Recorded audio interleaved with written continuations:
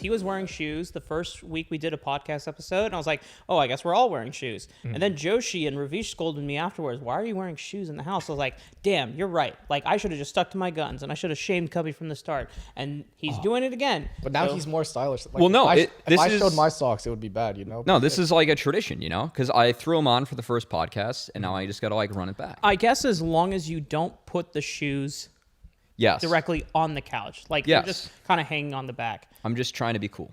I think, you know what? I need all the help I can get. The real reason why he's wearing shoes is because he doesn't want to give free feet shots. True. Oh. That's a good but point. You're okay with, like, you're I mean, people have already seen my feet at some point. It's out on the internet. So. Actually, I had a pic of my foot that I put up because I get the worst farmer tans. So like when I was in like golf season, This is true. It was I have brutal tan lines. Really? So I threw one up. Like if anyone beats this, like I'll Venmo you. No one beat it. There was one person that came close. Yeah. But, all right. Well, let's get into the festivities of it all. Welcome, ladies and gentlemen. This is our third episode of Raising NA. You're introing? Yeah. All right. It took I got you you. long enough. Yeah. We've been live for like 2 minutes. Yeah. Well, yeah, but like that's part of the fun of the podcast. We get to just chat, Just like how in the talk about free feet. free. in the Challengers League. See, now you're taking the role of Joshi, where you're just saying down bad sus shit. Because as you might He's know, hiding his feet, so. yeah. So for those who are audio only listeners, you might not know by the voice, but we do not have Joshi with us. Joshi is filming content with Team Liquid Boys, Mir and APA, and Kangas over in Santa Monica. But nonetheless, our main guest for this week is none other than eXyu, current jungler for Dignitas Challenger Squad, and The top team in the league. True. currently Yes, top team it is. in the Yeah, league. in the You're standings. number one team. Yep, that's Yeah. right. Manny, did you need help with the second camera, buddy? No, it's working. I was just trying to get it to focus. Like, look, if you do this, you're Whoa. you're like just out of focus. Oh, I gotcha. It will switch to you. It just won't stay. Autofocus just being a pain in the ass. Boom. We love it. Yeah. It's fun. I mean, it's okay. Like, as long as the focus is on our main Yeah. guest, I mean, that's We can all see that matters. eXyu. That's what matters. Yeah, true. It's a little close. I don't know where. Should I look at the camera or should I just look at the screen? No, man, you just hang out. Look, you're just yeah, hanging out. Don't worry about it. Now, Okay. I will say, so the first thing we like to do on the podcast is the most LA thing of the week. But I think given that the podcast is still somewhat new, we have to cover the additions that have been made to the things around the podcast here, Mark.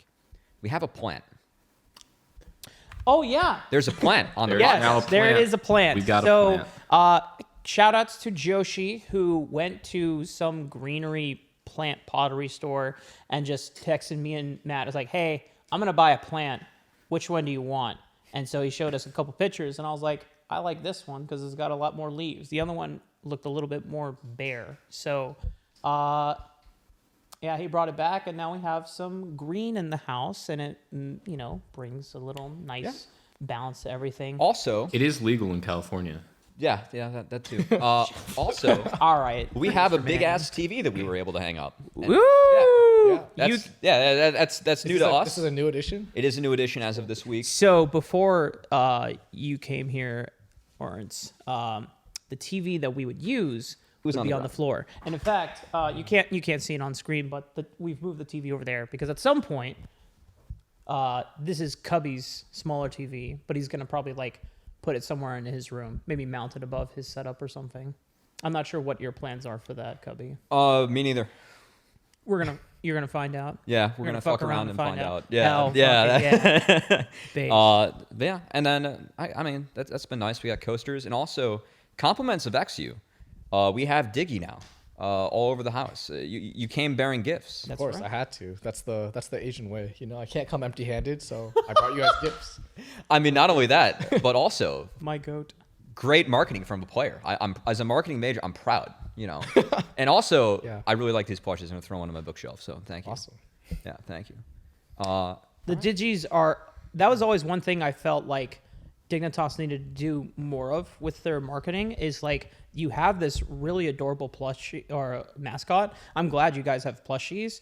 It would be so like there's just so much potential that you can do around with it. Like if you could do like different custom variations of Digi plushies or just This is your mascot. Well, there was like the whole like Digi emotes for a while. Yes. Yes, that's exactly what Yeah. I'm saying. Those got canceled from the higher ups. No. I them were a really little like bit those. like, Yeah. Some of them were a little bit No. like edgy, like Digi with a knife, but like I thought they were cool, and I saw people That's using like them. and, fucking like, funny. yeah, I thought people liked them, but Yeah. I think I don't know if that's the brand that Oh, like my- the higher ups want to go for. that's a shame. Yeah. I mean that's like they probably can't like lean too much into the The edgy Digi. the edgy zoomer energy digi, but like I mean that shit sells, man. I think the other thing is that Dignitas is the only one that has like a clear mascot other than Team Liquid because they have Blue the horse, but I don't think any other team has like a clear mascot, and that's something I wish that they would do in LCS. I mean, that's fine. They got Kangas. He's the mascot for like half the teams right now. he He had the Knight costume. He had the CLG Faith thing going on. He did the promo video. Actually, it was really good. If you want to change the focus, Manny, you can just like rotate it. See, this is where I need the power to have. I need some producer power because I'm gonna like put a cam on Manny as he like live produces. You need the behind the scenes, You know, Yeah, exactly. I know there's like a way to like Is this random focus? We can't. I mean, we Maybe. can't see, right? Yeah, I mean, we'll find out. While this is going on, I mean, we've been a bit. I'm being a perfectionist. yeah. It looks better For now. those who are tuning in for the first time and wondering who are the three dudes talking to, why don't you show your beautiful face, Mr. Sanchez, to the world once Whoa, again? there's a cam for him, Also, There is. is a It's camera. sweet. They're God. shocked. We have the budget for it. and he has the Krugs little mascot. Yeah, Yeah. we have a producer cam. I will say, Manny, I'm going to ask you to actually go back to your cam. You're going to have to Oh yeah, shift wait. a little bit. I gotta get out of the way. We have a new addition to the house. Best way to do this. Go this So way. as well. That is not the final placement. Yeah, I don't. Nice. I think that's not safe. Putting an electric neon sign by No, it water. is not. However, It's also actually- held up by a pizza box right now. It's also pretty sweet. okay. Shout outs to Amy, very good friend of ours, one of my closest and dearest friends, at Sausage Fest on Twitter. She is Nice promo. Sausage. Sausage. Yes. Like with an H. SHAS.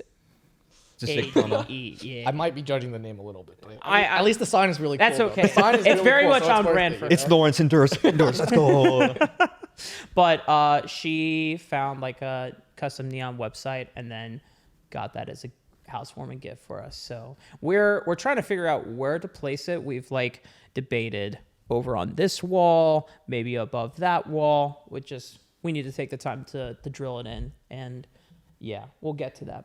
All right. I will say we got our first segment coming up. Manny, is it possible to maybe get a Twitch chat on this monitor that we could see? Not today. Not today. No. Okay, that's something for the future. But with that said, Manny, I will have us get into the first segment. We're gonna keep things kind of moving today.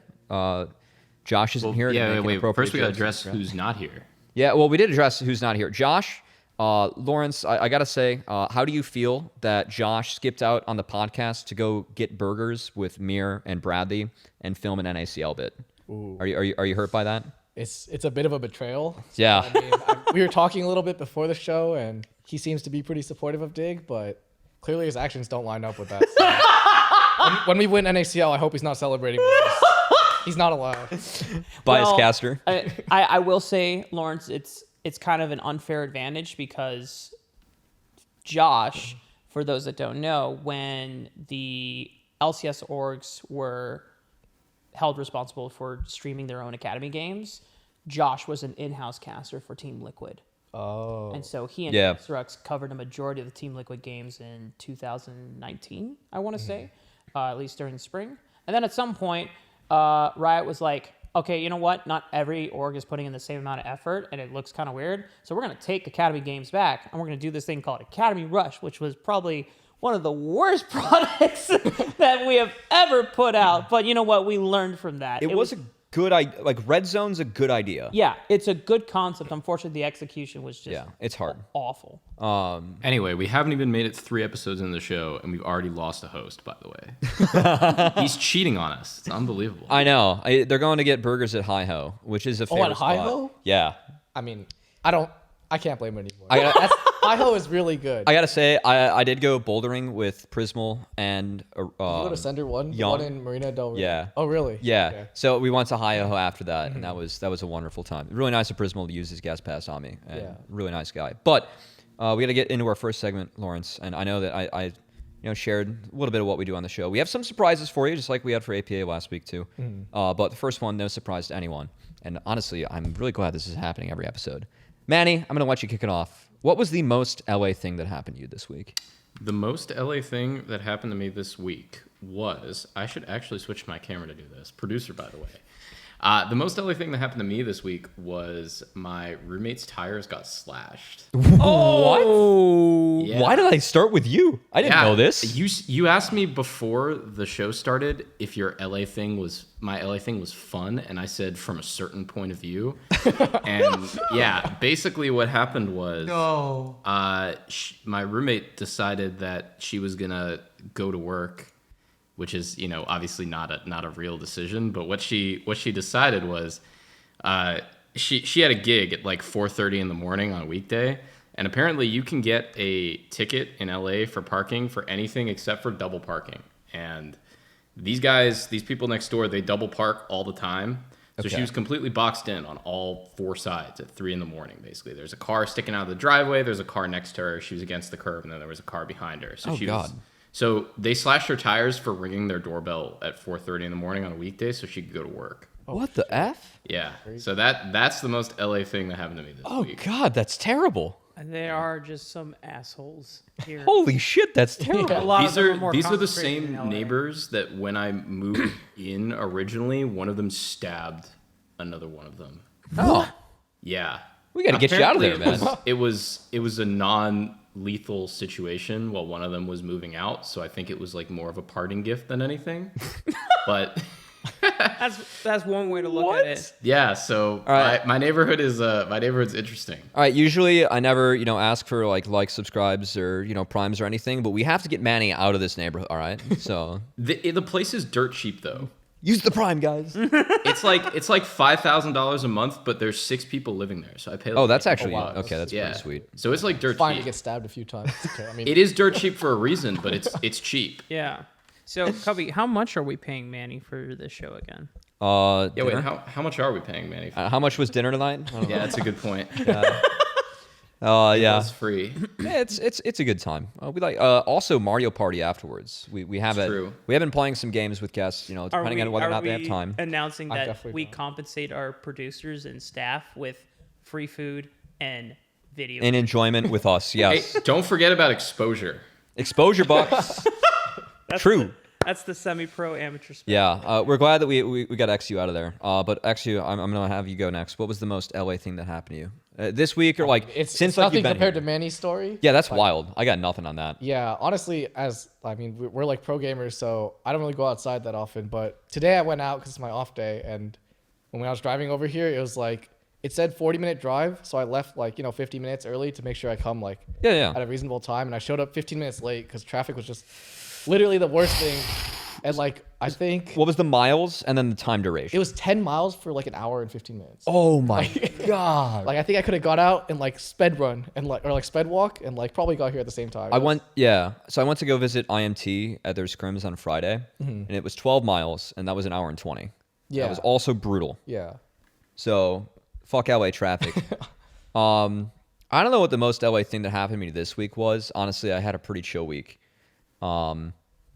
I'm gonna say that tomorrow I'll do a positive one. So I've been hating on LA. I've made tomorrow a hard stop book thing for me. I'm running on the beach in Santa Monica.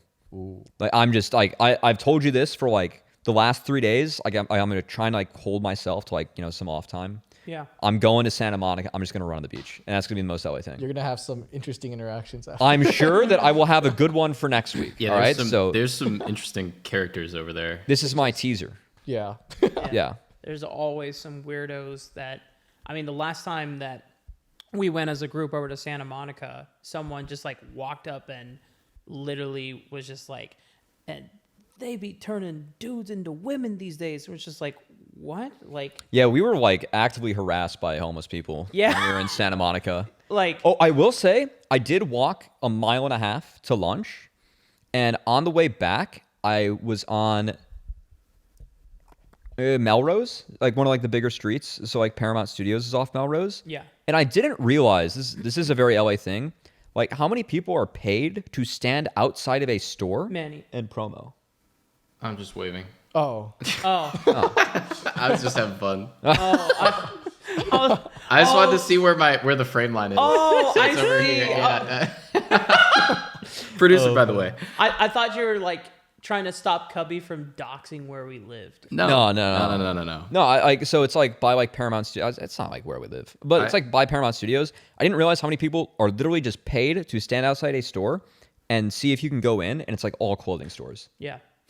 That just is not a thing anywhere else. Mm-hmm. So yeah, or maybe like not in America, not where I've been. Wait, they pay you to? Yeah, like these people were like working at the store, and they were like outside. Like they weren't bothering me because like I have no style. Like I wasn't like walking in. I mean, the Jordans though. Like, I mean, I wasn't wearing these. I was wearing my Allbirds. actually, the Diggy's blocking your Jordan. It's kind of. It's fine. All right. Ruining your style. I mean, I can't say I have style because what I have under these Jordans is a tube sock, which is no style. And it's like a winter tube sock because I like my feet get cold when I don't run. I didn't run today. But anyway, Mark, what's your most LA thing? Well, so I'd been running low on gas coming up this week. I have used the full tanks since I moved to LA back in January 8th. So I was like, okay, like I'm coming up on a month and I've, made pretty good use. But the day before I was going to go cast LCS, which was Thursday, I was like, okay, I need to get up a little bit earlier and go take care and get gas. I didn't get up earlier. I got up normally on time. And so then I get in my car and I'm on my way there. I'm like, fuck, I didn't fill up my gas. And Did you have the light? The car's telling me, What? you should pull over and get some gas. You had a light on? So like the light was on, like the gas light was on? Yeah, like it was like, I never let my car get there. Yeah. Never. I mean, I normally don't either. And Okay. so that's why I was like, okay, like I'm going to take some time because I wanted to like do it first thing in the morning. Because you guys probably don't know this, but in LA, for some fucking reason, the gas prices are like all over the place between gas stations. And it could be like a $1.50 difference for like a gas station and is like down the block from another.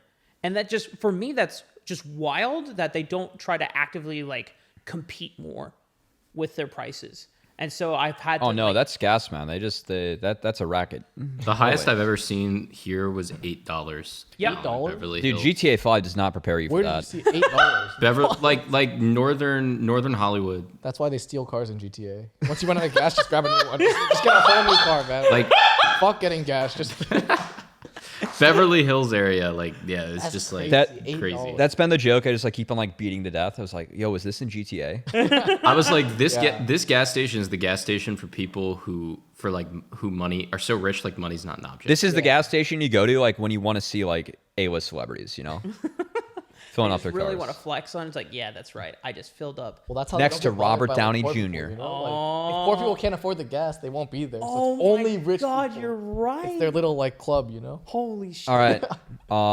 In the spirit of trying to not have a 2-hour podcast with a guest this week, I'm gonna do Manny a solid and try and keep things moving. But I love the most LA thing. I was talking about LA for the first couple minutes. Average Raising NA 20-minute intro. Not too bad yet. We got through one topic. We do have another. We're gonna hit NACL after this one, eXyu. As I know that you guys are the top dogs, so we picked a good week to have you on. But I mean, that'll be every week. So whenever. okay, I like Yeah. that. The classic eXyu trash talk. Let's go. Before we do hit NACL though, we did this with APA. We got to do this with you. Twitter's a fun place, and sometimes we got to get the story behind the tweet. So we got some tweets we pulled up. Why did you tweet this? Some stories. So if producer Manny can help us out. Okay. Ooh. So this was after Worlds. You attended Worlds, and then you went to a Warriors game. Very cool. You're a big fan of the live audience. Yeah. Yeah. Yeah. I So- think it's like it was so fun to be a fan. You got at great that seats, Warriors by the game. way. Yeah. I mean, these were My girlfriend got them for me for my birthday. Very, like, very cute. These were like the coolest seats I've ever gotten. Like I've never been able to see a player's face. Like I've only sat in, like the nosebleeds. Could you like hear the chatter on the floor at all? Like some of it? No? Okay. Really. But like I could see them like warming up, you know? Like there was one Warriors player, like I actually don't know who he was, and I looked up the roster and he was like his face wasn't even there. Mm-hmm. He looked like mini Steph, but he was just like warming up the whole time, but he didn't play at all. So I was like yeah. No, that's cool. That's really cool though. So like some of the like going like to like an event like this, like what are like some of the things like you really liked like they did that were like you would like love to see like people do like in the LCS studio? Mm. So like I know like they throw stuff like in between like the games, like that's a lot of fun, but like I don't know. Yeah, like live sporting events are a lot of fun. But like what were like some of the things that, like blew you away?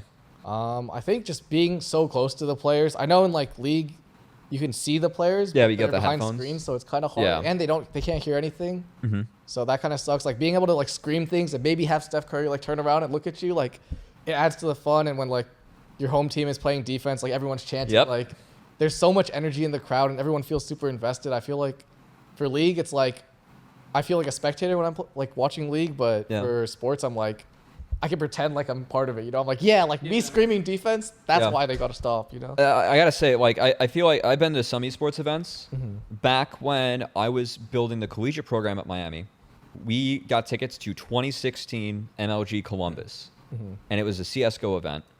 And we brought our professor, and he was in the crowd for one round of TL versus MIBR, who were the Brazilian team. And TL was the only American team left in the tournament. And he was like, I'm sold. Like, because like everyone was cheering for TL because they were the one American team left, you know? So that was pretty cool. I'm with you on that. I love sporting events, and hometown games are always the best. Yeah. But that's not the only tweet we got. We get some more, Manny. All right, Chicago. You visited Chicago. I did visit Was this Chicago. For summer finals? This was for a raid. Nice. This was not for summer finals. Good it was for actually you. the week before summer finals, but so initially I hadn't planned on going to this because I was in LCS and we were very hopeful that we were going to make playoffs. Yeah. So I didn't have any plans for this week because this was literally like maybe 5 or 6 days after we got knocked out. Yep.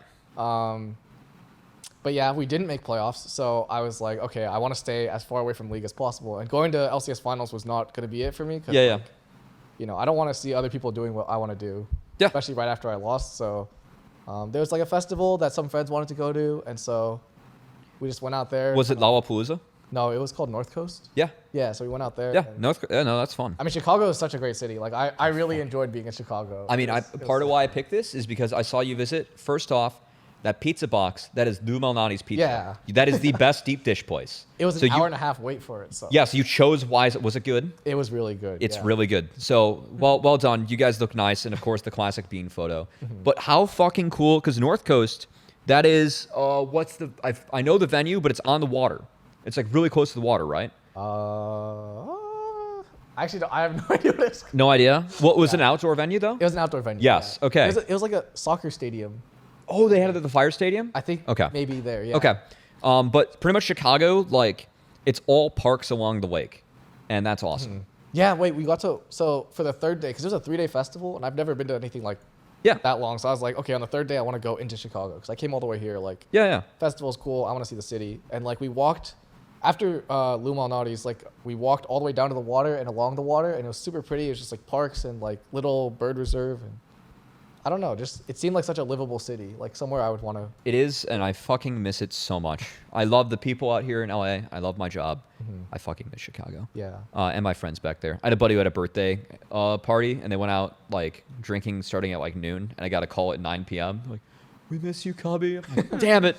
But yeah, all right. Anyway, I had to pull this up because A, it's the bean, and B, Chicago, and C, Lou Mal's is where it's at. So nice call. You guys have great taste in pizza.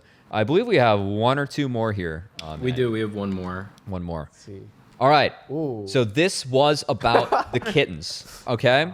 So one was a smart shit disturber. Great phrase, by the way.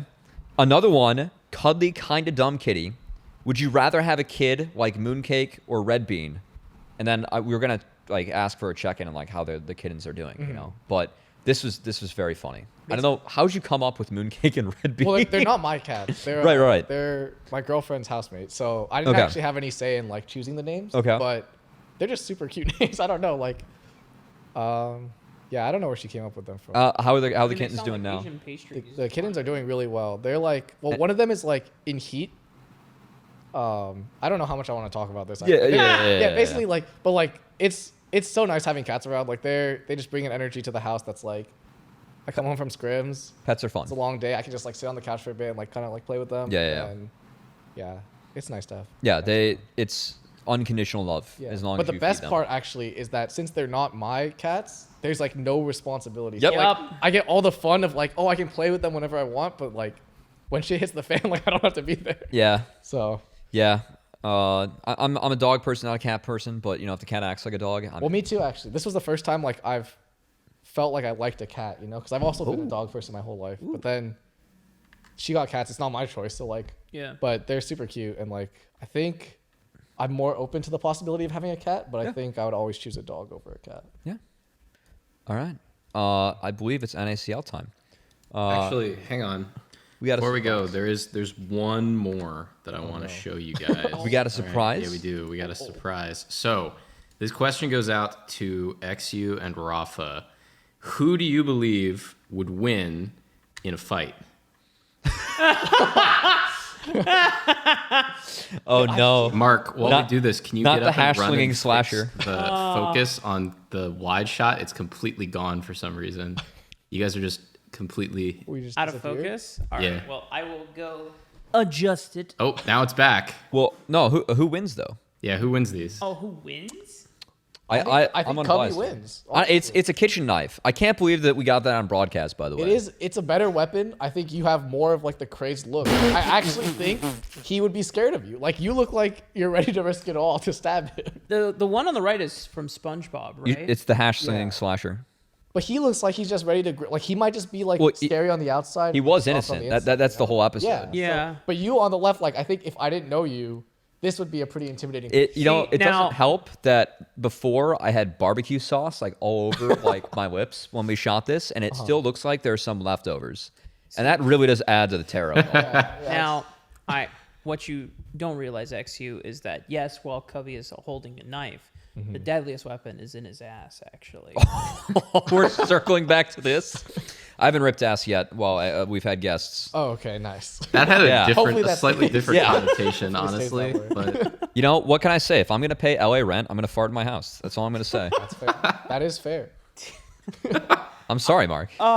Like every time, I'm just amazed how loud it is and just how it just spreads. Not thankfully, it's it's a pet, so you can blame it on the pet instead. Like, whenever if there's a dog, in the I house, can't it's blame like, this on the pet. Thankfully, I can't blame this on the I pet, will. Lawrence.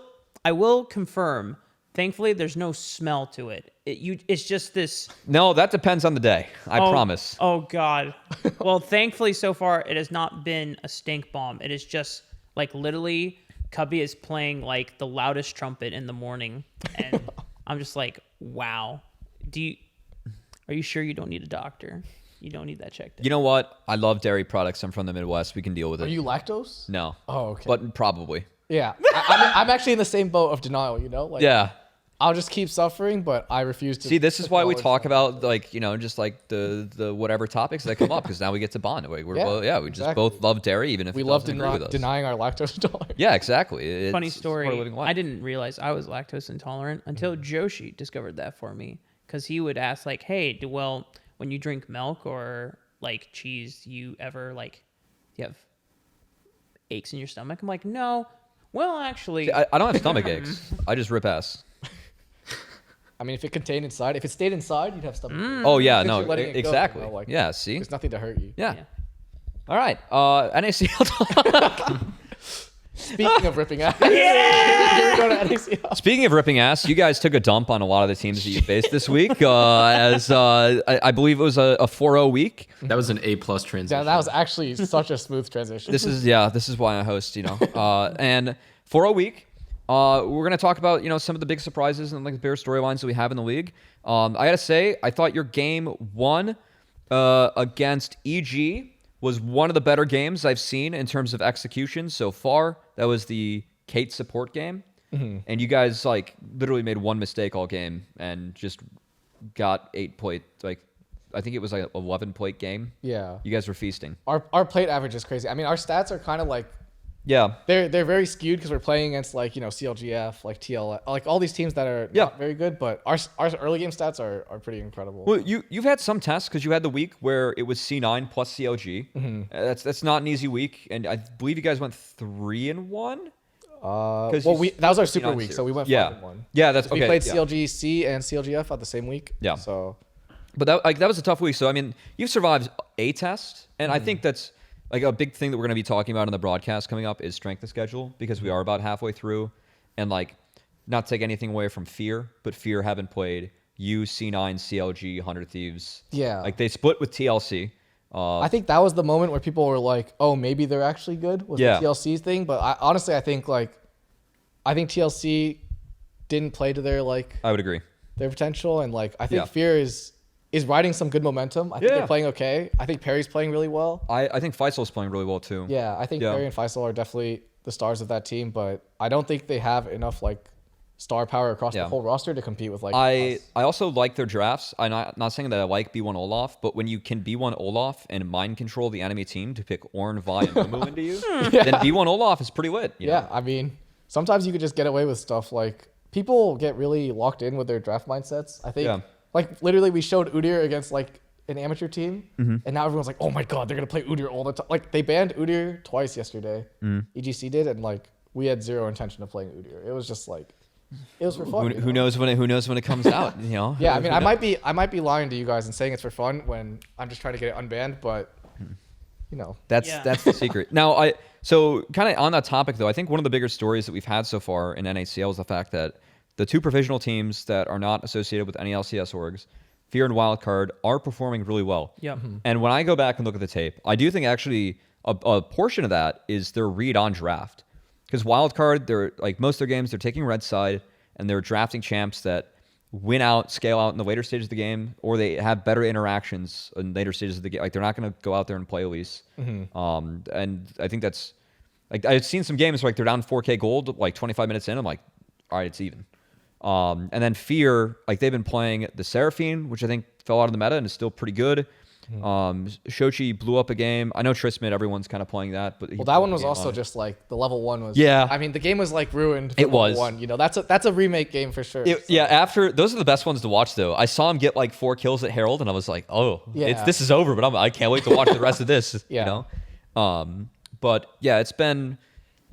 I think their read on draft has actually helped them be better in the standings than where they're at. So, do you agree with that? Do you kind of think other teams aren't respecting it as much, or the respect thing for sure with Wildcard, is a big part of it. I think Moose haters, Garen, just ban that shit and it's fine. Yeah. I really think no flame to Moose hater, but off Garen, he's not a top laner in the league. That's not a flame. I've watched the tape. But on Garen, he is just too good at. He's Garen, really good. And honestly, Hoon was saying oh, it's Garen, but no one on the team is letting him play Garen when we play against them. So we're banning that shit 1, 2, 3. I also literally watched them ban Camille and let Garen through, and that's my pick into Garen. Yeah, no, that is the pick actually, because we were looking at Garen counters, and we're yo, let's just pick Camille into it. It's fine. It's the pick. It is fine. But if I can win that matchup, I get D1. I'm not saying I beat Moose Hater, but I expect Hoon could play. But that's also the the thing, right? Moose Hater's Garen is different, So Cubby 1v1 Moose Hater. Dude, I have 60 ping now, and I am not playing 6 games a league. We can give you a TR account. Yeah. You can play on.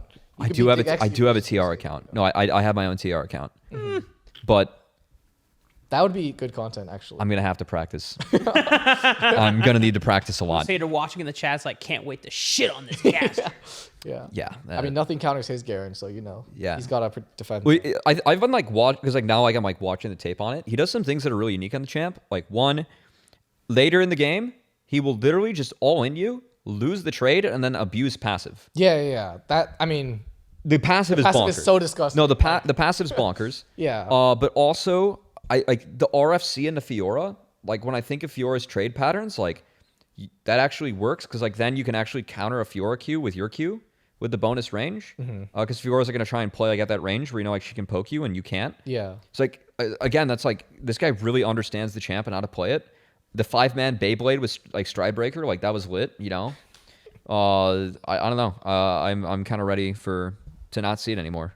Honestly, I don't want to see it anymore because I want to see more Zach too. Because Zach solo lane's busted. I think I know Insanity's on that shit. The Zach for Moose Hater Zach isn't the same level as Insanity Zach. Let's just get that clear. But, I know Insanity's always on the tech. Also, I called you guys' brand Nami game, and I'm really proud of that. I legit in draft said they have all AD, they have no magic damage, they need a mage. Yeah. Brand Nami's lit. Yeah, we had that prep. That was cooking. Like in scrims, we were talking about it, and then we're like, this is so good. Perfect time to do it on stage. Yeah. So. I was talking. Well, it was a Sona lane, so you just poke her ass. Yeah. They played Lucian Sona, based. right? Yeah. Yeah. No, it was really good. Yeah. So I think the draft edge is like definitely been something that's been really interesting for me to look, just because there are 16 teams. Naturally, you're going to have different reads in the meta, especially at, I think, a lower level of play than pro, where the bar of execution isn't quite as high. But I think it's been something that's like really affected the league, and I think is a big part of the reason why we've seen a lot of success from teams like Fear Wildcard. Yeah, but I also think actually one thing that's interesting is like who you scrim really defines how you view the meta, and I think the teams that are worse are scrimming worse teams, and those teams aren't executing like the high execution lanes like Kate support. Yeah. So they're like, oh, this isn't that good. Look, they're losing. Like they're getting a lead and they're throwing. And then you go pound teams. Yeah, then we play against them, and like, I mean, Diamond and Tomo aren't going to make that same mistake. Yeah. So we get a 4K lead and we're not going to throw. We're just going to end the game, and it feels really suffocating. No, I agree with that too. I think it's really interesting in the league, and I'm really curious to see like what happens like when teams can actually prep for you or prep for a wild card and see like what happens in playoffs when we meet in the middle. Yeah, that'll be cool. Yeah. All right. I know that we have a few clips, Manny. We do. That we could walk through as Clip we can get some of your thoughts, eXyu. Some clips.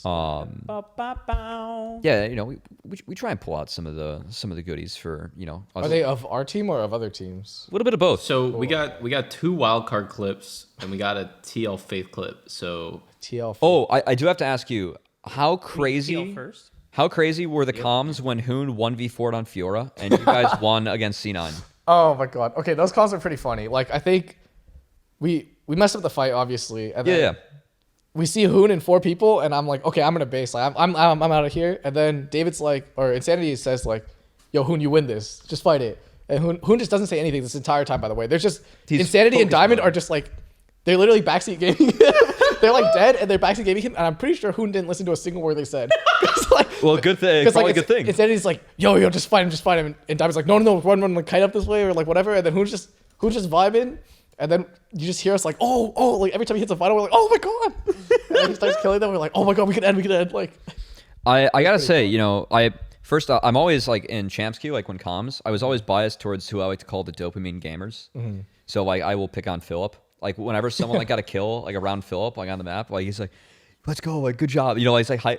I always love the dopamine gamers, and I will say that goes a long way in a 12-week season. Yeah. So, like have that kind of attitude where it's like get the vital. It's small. Our team has like a really good energy in matches for sure. I think we're a little bit lazy in scrims, and I think that's why our scrim record is not that good. But when it comes to matches, like everyone is so zoned in and like so motivated to win that we're all really supportive of each other, and it's really nice to like. No, it's part of the reason you guys are 12-2. It all plays into it. Manny, what do we have first? We'll do the TL one.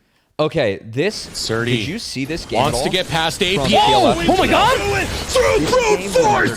Surdy takes down APA! Wait, this could be the game! Into the wolf! Bradley, it's over! APA's dead! Oh my god, what else is happening right now? TLF, they're in the base, and they're looking to close this out. 3 members of TLC standing for the defense. Arrow comes out, it lands on a Kim down, and Kim down. They did it! Mirror under attack! TLF in the Civil War! They will be the first ones to draw the blood of their own sister team, TLC, and take that it! champ is garbage. Yeah. Oh, you said it's garbage? No. It's garbage as in like that is the one champ that like literally that game, the only reason TLC won that game is because they had Ziggs at that point of the game. It's like perma wave. No other champ could So clear what out you the wave mean like is that. bullshit. Like it was Oh bullshit. yeah, it's like not garbage. It's like bad. Like I think Ziggs is really Like good, disgusting. and APA is really good at the champ and abuses it really well.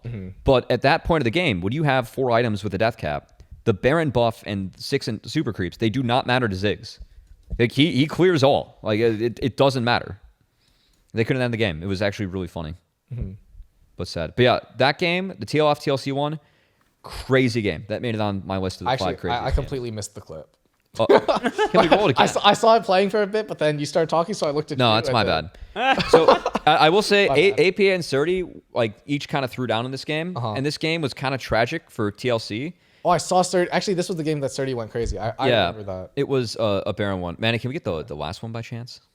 The last. The last Was it Surdy just clip? was it just a fight of the, Oh of the wait, clip? what? Yeah. It was just them ending the game, really. Oh, okay. I saw like the end of it where Kindred ulted and they ended. So Yeah. I don't know how much else there was. But there was like Kim Down hit like 3 or 4 like humongous hostile takeovers that like OBS is not cooperating. almost changed the game. It was a really there was that first day, week 3, day 1, 3 of the craziest games that I picked, like out of the 5, came from that day. It was bonkers what was going on in NACL. Yeah, I remember because I mean our match wasn't very interesting, so I remember watching the other matches and It wasn't, like yeah. it was pretty fun to watch that day. Like we were just like, what the like what is Yeah, going yeah, on yeah. here? Like Yeah. Did you see the FlyQuest CLG Challengers game? Oh, yeah, wait, that was like the 60-minute banger. the 56-minute game. Yeah, I think I saw some of that game. Yeah. There were some interesting moments in that game. Oh yeah, I mean that's part of the fun, you know, the Yeah, interesting yeah. moments. I just remember thinking, like, holy shit, like, is this... In my mind, I was like, okay, this is where they end the game, right? Like, there's a moment where Jalal would hit, like, a really just nasty charm flank onto Meech, and then Meech is gone. I'm like, holy shit, there's no Zeri. They just clean up, but then FlyQuest can't end it. And then fucking Jenkins on Jax would just, like, go... Yeah. Yeah, Jax is a little broken right now. Yeah. So I know like we were talking a little bit before. I know that you feel like C9 and TL are like really good teams. Where would you put like CLG and Fly? Because I feel like those are teams that should be competing to like towards the top of the table. Maybe not like the tip top, but they're still really solid teams in the league. Like what are your thoughts or like experience against those guys? I mean, we play Fly this week, but Yeah. honestly, I don't think Fly's a top dog. At least like the way they're playing in scrims, like you never really know how good a team is until you play them on stage. Yep. Because scrims are always fake. But Yep. from what we've seen and from what Tomo and Diamond have said, I really don't think they're that good. That's true. They have a little bit of the download. yeah, maybe. and like we definitely have like a little bit more of an edge because they really want to beat FlyQuest. So, Yeah. you know, No. I don't think we'll have troubles against them. So I don't put them in like the top tier. You know. Yeah. I think C9, us, maybe a little bit down like TL. Yeah. And then a little bit down is like CLG Fly. Okay. I also worth bringing up. Golden Guardians had a 4-0 week. I don't know if you scrimmed them at all. They have C9 and CLG this week, so we're gonna find out what they're made. Oh, okay. Who'd they play last week? The 4-0 week. They 2-0'd AOE and they 2-0'd TSM. So they blinded Cassid in 3 games. Yeah. Okay, yeah, actually oh my god, I remember actually now that you mentioned it, we watched the GGS games because we're also like, you know, they're winning now. Yeah. But like they just blind Cassidon and people don't care. Yeah. And like no one bans Cassidon against them, and then Young just pops off and like, Yeah. okay, can we just ban the champ? Nope. You We got an ego on it. You saw the Prismalheimer kill, I assume? I actually I did see that go. That was ridiculous. That is mental warfare. Like that's where you ult for. You're like I'm out. Like You're just... this champ is so bullshit. I felt very bad for Mia. was that so clip did not funny. look fun, but it was very funny. That was a good clip. Yeah. Manny, do we have a clip up? We do of that specifically, or No, you can whatever you want to fire away next. All right. We'll keep on going through some of the Huge. clips. So I have been informed by the Twitch chat that last week I exported these just with no audio, and I forgot to adjust the levels. So it's going to be really loud for like a second before I do it. So Okay. yeah. Producer. We highlighted Producer, very by the comfortable way. on the All Senna. right, there we go. Now you guys can talk. Now All it's right. incredibly So loud. we have the Senna lane doing well, and this is these are a couple clips that we have from the wildcard C9 game 1, in which it was the Fiora backdoor, which was rather wild, I must say. I remember. Yeah. Also, I'm just gonna get this out of the way now, Manny. but I think it is worth mentioning. A wild card, they had a 5-1 week, and our star of the week is actually Lens for NACL. We're pleasantly surprised with Lens's play. He's been good. You gonna add anything? I mean, for me, I didn't see the last wild card series, and I think that's where like a lot of the the Samira Lens game hype is getting a lot more love. I casted the wild card Cloud9 series, and like for the me, insane I thought production like they the have MVP for that Oops, particular that key still says week 1. games or those games were Celico, because I Yeah, The way- Sligo is good in this. Yeah, Sligo's been good this season. the way I see Cloud9 right now is like you have really strong pieces in that roster. I think like Zazel. Lens doesn't have a photo, so we got a camera lens, by the way. Fantastic. So get a photo lens. Yeah. But good job. You've been a pleasant surprise this season, man. Yes. Keep it up. We'll put you right next to Shaded. Yeah. Also, eXyu, we did get you to cover Josh for the week, by the way. I did see that. Yeah. I also need to get new pictures because this was from Actually, you're covering Redacted right now. Redacted. Yeah, you're covering Redacted.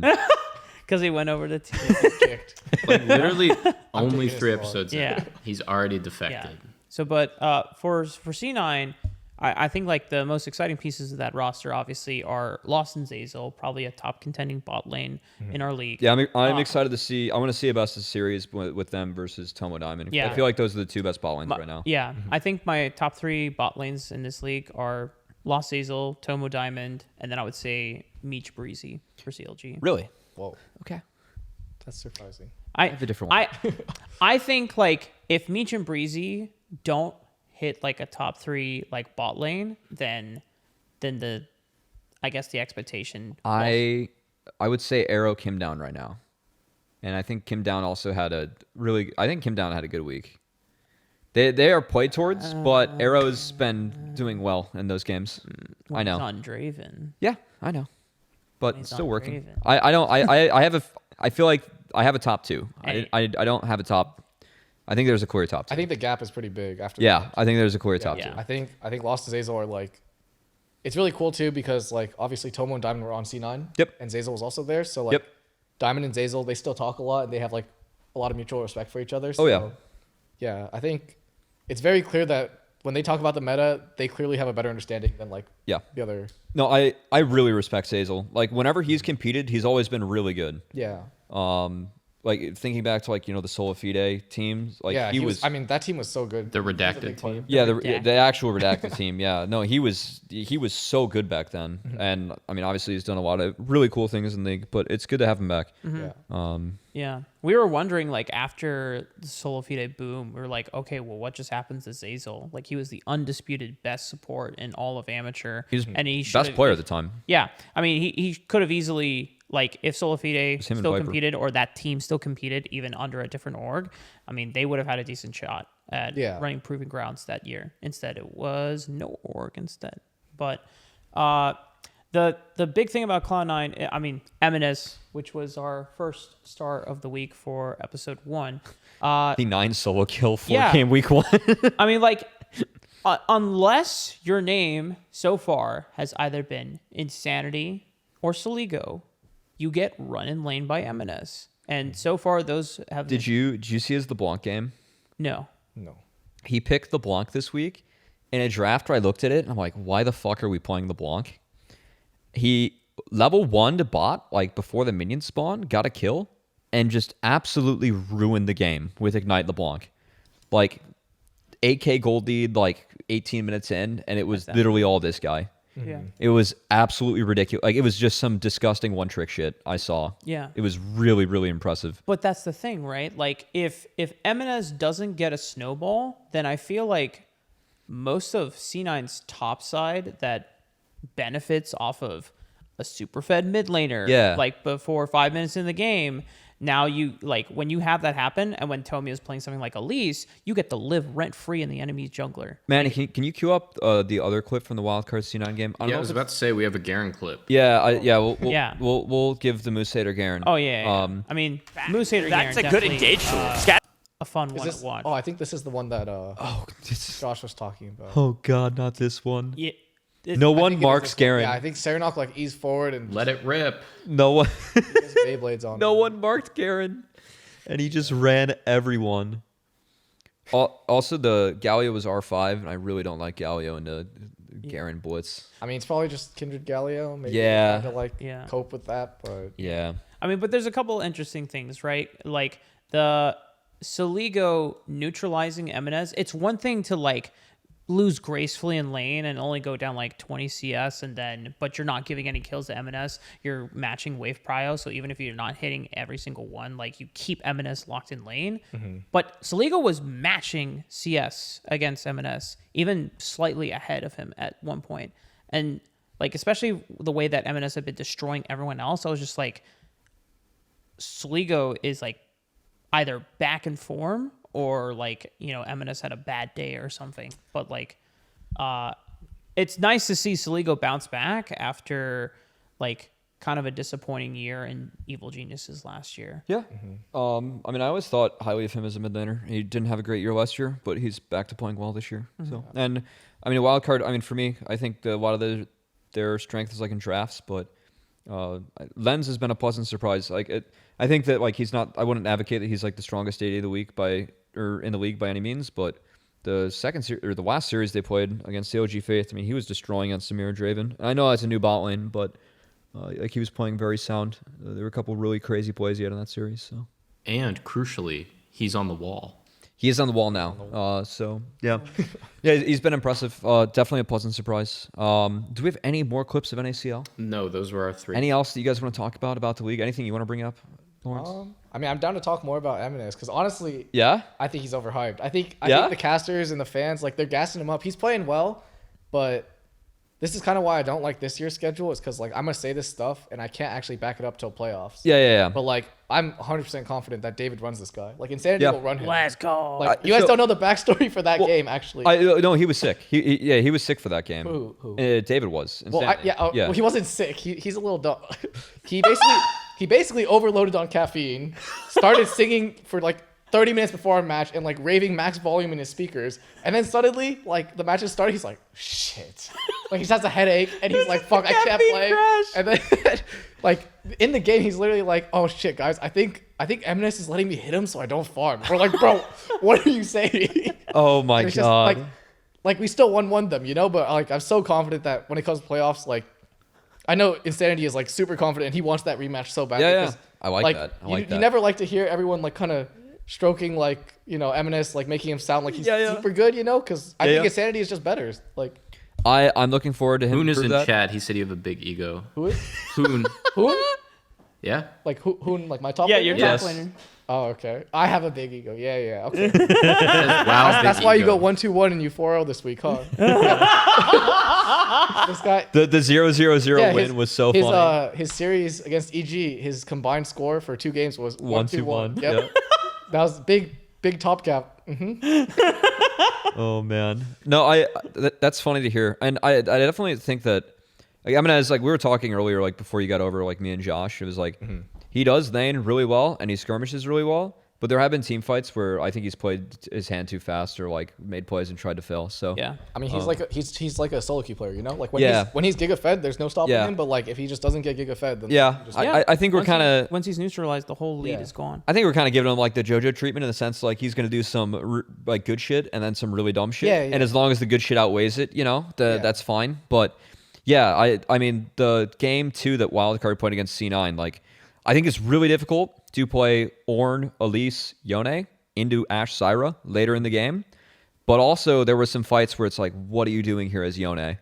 And that game got, I mean, it was down 4K for Wildcard and they came back and won partly because of that. So Yeah. Well, I've also heard he's a tilter, and if you lose game 1 the Yeah. way they lost, I could see him just like, fuck it, I'm sending it. I don't care. Like Yeah, who knows? That's definitely something we'll have to see and see if he can, like grow and do. So, but yeah. All right. What other NACL stuff? We covered the provisional teams.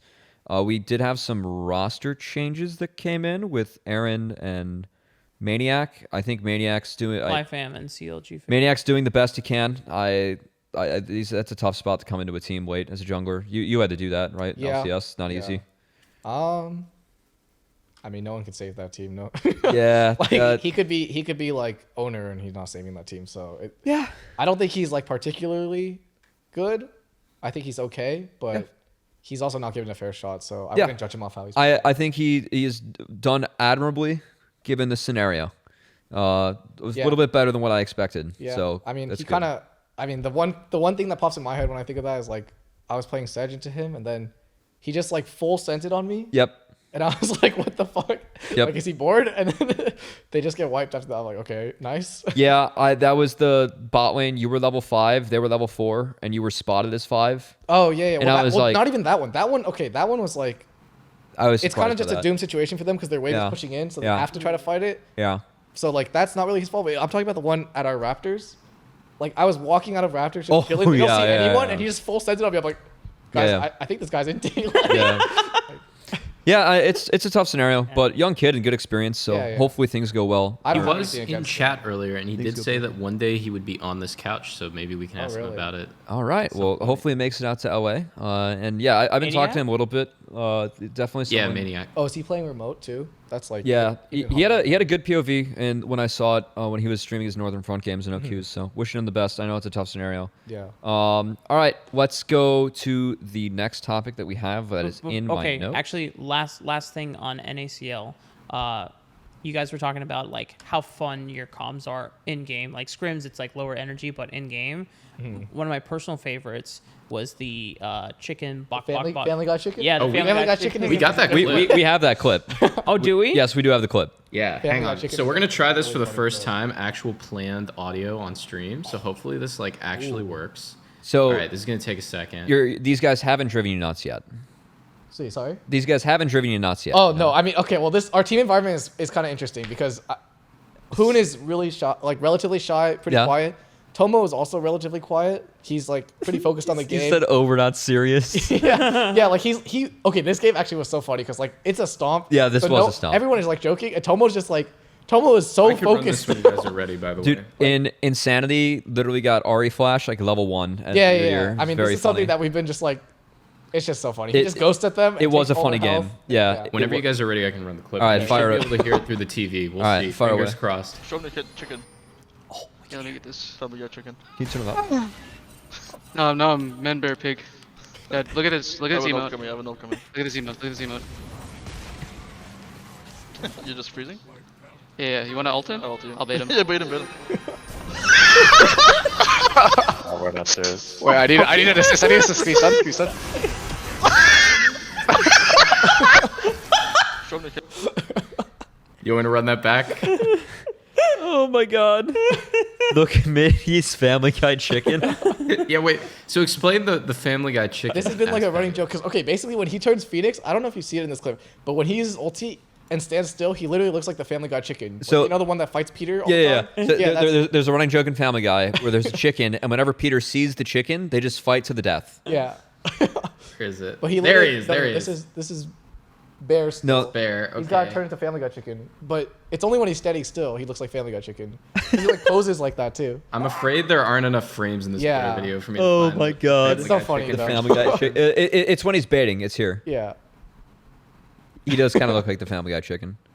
Oh my god. All right. Well, I'm glad you guys are having fun Yeah. and doing well. Yeah. That was one of the things I was really hyped up about when Tomo and Diamond were coming over to your squad because one of my favorite clips from last year was when Diamond was hyping up Jalal after he hit the Yasuo play? Yasuo Yeah, EQ yeah, flash, yeah. and like you can hear like how much like Diamond like really like hypes up whatever team he's on. It's like Jalal's fucking piss smurfing. Yeah.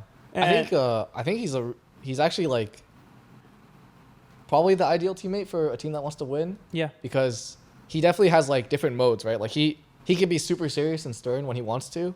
And I think when he's in that mode, like you can learn so much from him because I really do think his game knowledge is really high. Yeah. So I think that's one of the big reasons we're playing really well this year is like if we ever get to the mid game and it's even, I'm like super confident that Yeah. we're gonna win. And for me, like the best thing about all of that was when I remember doing your documentary piece for 2022.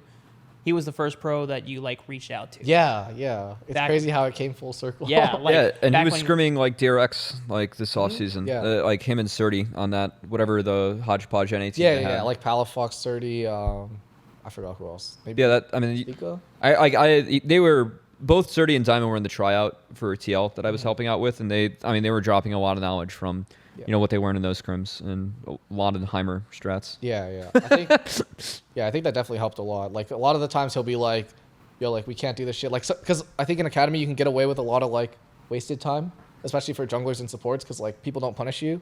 But it'll be like I'll literally make like a good play, and I'll go farm like one extra camp, and he's like on my ass about it. He's like, "Don't you ever farm that camp again? Like farm that camp against a good team. We fucking in team like," and he'll just like start flaming the shit out of me, even though we like won. Yeah. Like made a good play, but it's like things like that are good for learning, you know? Like I don't want a teammate who's like, "Oh, you got away with it. That's good," you know? But he's like on my ass even if we get away with it, cuz So I get better. yeah, when we do play against good teams, like we're not going to get away with it, and I don't want to learn the hard way. I want to learn like No, I mean How to be prepared. that's where experience is valuable, and like him being hard on you there is he's doing that to help you, right? Yeah, That's good. That's what good teammates do. So Yeah, I agree. really good to hear from Diamond. All right, before we go on to LCS, I did say when we had a few things prepped for you that one or two might involve Lee Sin. We haven't seen your Lee Sin because the meta is literally like I played it once. you did play it once, one game. and you landed a big kick on Turtle. Yeah. But the meta really is dog piss right now for Lee Sin. It's like everything Lee Sin hates. Yeah. With that said, though, He's getting a buff. yes, He is getting a huge buff. Yeah. He So I needs that buff. You know what? Freak is actually responsible for that buff. Oh, really? I this past Monday I had me and the other LCS casters met up with Freak at lunch, And so Manny. he was like going through all like the buffs, and I was like, by the way, who do I have to thank for the Lee Sin buff? And he's like, oh, me, yeah. I was like, fuck yeah. He's like, yeah, like, I mean, we're in a jungle meta where like you see heavy gankers and Lee Sin's not in there. That's kind of fucked up. you Yeah, know? So. Yeah, it is everything that Lee Sin hates right now. But also, there is some fun tech that is usually piloted and sometimes hits the Twitter sphere I or think YouTube I think I know sphere. what you're talking about. We're gonna have to have you rate or go over a few of these. First my off, God. we were gonna Lee do Sin some of tier the Chinese Lee Sin TikToks, but first off, Oh, shit. we're gonna have you rate some of the Lee Sin players that we have in the league. So And in the world. and in the Bad world, that some of them I don't recognize. yeah. So we have. I know most of. There's only two people who I don't know. So you're on there. Yeah, I do see myself. We have Shaden, Inspired, Closer, Chad, Bo. Bo, Kanavi, Canyon. And there's I mean, Canyon's S tier. Just put Canyon number one. Yep. Okay. Yeah, Canyon's definitely number one. So, actually, Manny, is it possible to get the Canyon clip now? Yes. I Why his- Canyon his- might be S he's tier? He's so Hang fucking on, good. we're going Like, it's back. ridiculous. Yeah. 1 second. He is really good at it. And He's, then minor yeah, like- spoiler. I mean, A, he's stupidly good at this game, but B, I mean, it's just he's literally like the perfect jungler right now. You know? Like, yeah, no, he's playing out his mind right now. He's just so good, and it's like All right, not here we only go. just right now, but like last year he was playing This incredible kick, too, and like this kick is one of the most disgusting things I've seen. yeah, like this is like TikTok bronze custom lobby game Yeah. type of stuff, and he's doing it on stage in LCK like to save the game literally. Yeah. It's crazy. Also, you have to ward hop before Yeah. in order to pull that off. Because you Yes. can't use abilities if you don't ward hop and Yes. cancel it. So like just the awareness is really crazy, and Actually, there's a little bit of pro view at the end of this. Yeah, because he Yeah, I saw the he ability. smited the spell shield Yeah. and then hit the kickback. It was one of the filthiest plays I think I saw all of last year for it's LCK. so crazy to like have the vision and the foresight to make this play is like Oh my god! it is so The space bar crazy. when he lands too. I always get on pros when like don't, that like, don't send use it or space screen bar. after? Like whenever like you move, I'm always like space bar. Yeah, you know? yeah. Just I think that play, like, I don't think people will understand like how actually absurd that play is. because, it's so good. Yeah, that type of stuff won't be replicated. Okay, so with the other top tier potential junglers that we have, we do have Bo and Kanavi on the list. So I don't know what you think about their list of play. I think Owner is really good. Owner is really So good. I would put Owner like maybe like 3 inches to the right of Canyon because there is a gap, like maybe a little bit more than that actually. Like yeah, like there. I didn't realize I'd seen tier lists where the left to right matters, but never the the distance. distance. Well, between like the left- I have to emphasize the fact that like I'm only gonna do this for Canyon, but like he's just better. But you don't have an S+ tier. So we're gonna make a little gap for him. Do we want to do a canyon tier? Yeah, you can put Canyon space up there. Yeah. And then this is easier. Yeah, I Excellent. think Bo and Closer go up here too. Like I think Bo. Actually, I've seen some clips of Bo's Lee Sin. I think that not actually that much. He's good at he's really good at Lee Sin, but I think that he's better at other champs. Yeah, I know Closer is like. I mean, no flame to him, but he looks way better on Lee Sin than like any other champion. He's a really, really good Lee Sin Viego player. Yeah, he is really good at that. So I think he's up here. He's a good player, but he's a really, really, really good Lee Sin I haven't Viego really player. seen Inspired's Lee Sin. Are we keeping Bo in S? No. I think take Bo down to A Got and it. put Closer in S still. I think A can be like Got it. Closer's A better can be than like Bo. Bo. That's what I'm getting out of this. Inspired. I think Inspired's Lee Sin. Actually, His Lee Sin I is feel like good. I have good memories of his Lee Sin, like being good. It is good. He is good at Lee. and, know, and then is this an haven't- appropriate distance between their heads? This is an appropriate distance. Well, actually, left to right doesn't matter anymore. It was just for Canyon. It was like a Just for Canyon. yeah. He gets his own thing.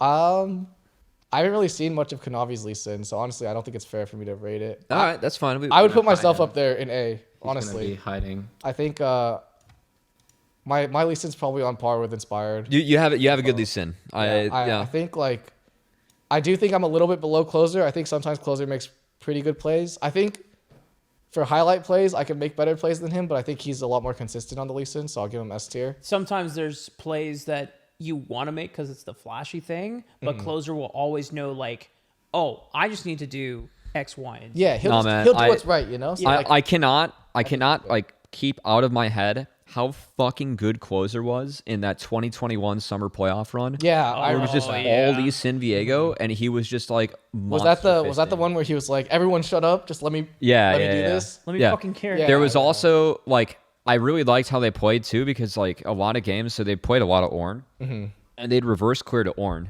and I Get a think free kill for Lee. yeah, because like Yeah. Ornn level 4 is OP.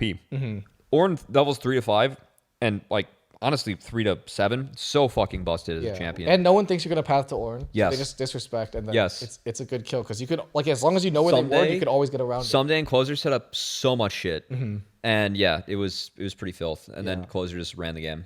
It. Yeah. I haven't seen Chad's Lee Sin. I'm putting Chad's Lee Sin D tier. Like Oh boy. no play. I've never seen this guy play Lee Sin. Oh my god. But It's been a while. yeah, I'm sorry. He's D tier. I mean, Shaden. I feel like Shaden's not really known to be a Lee Sin player either. So. His Lee Sin's really good. Okay. Now, okay. I'll put him B tier then. I don't think he's as good as me. Maybe he'll pull it out against me, but yeah. I've seen some old shading clips of Lee Sin. Old Shaden Lee Sin.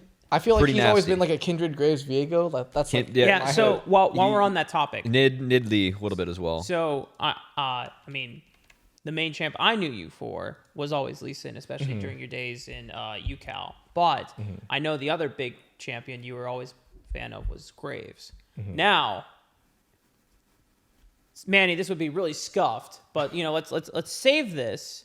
make it Graves tier. And now make a quick Graves tier list, because I think there's some players on here that probably I mean the Graves Kanavi. I've seen Kanavi Graves, so he goes straight to S tier. Kanavi's Graves is really good. yeah. I mean Canyon's Graves probably still the best, except Bo might actually be up there with him now, because Bo's Graves is also really really good. Yeah. I don't think I've seen much of Inspired's Graves, to be honest. I think Shaden's Graves is good. I'll put him A tier. Yeah. Chad's Grave is still D tier. Like I've never seen, I've never seen Chad play Graves either. Like I only see Chad play like Rengar, and that's it. Like Rengar and then meta champs usually. But I don't know. Or something. I think he did play Graves one time this week. I think Chad played Yeah. Graves. Like Yeah. I thought, But I didn't watch it. Like, I don't remember. So, but the thing is I remember when Chad was first known to me, was in 100 Thieves Next. So like, because before that roster was Cozy and Goo, and then Young Instinct Busio. Yeah. And then they swapped. So Goo was out, Cozy was out, and they brought in Gamsu and then Chad. And so Chad, I think like the big stage games that I remember him having was 2021 summer.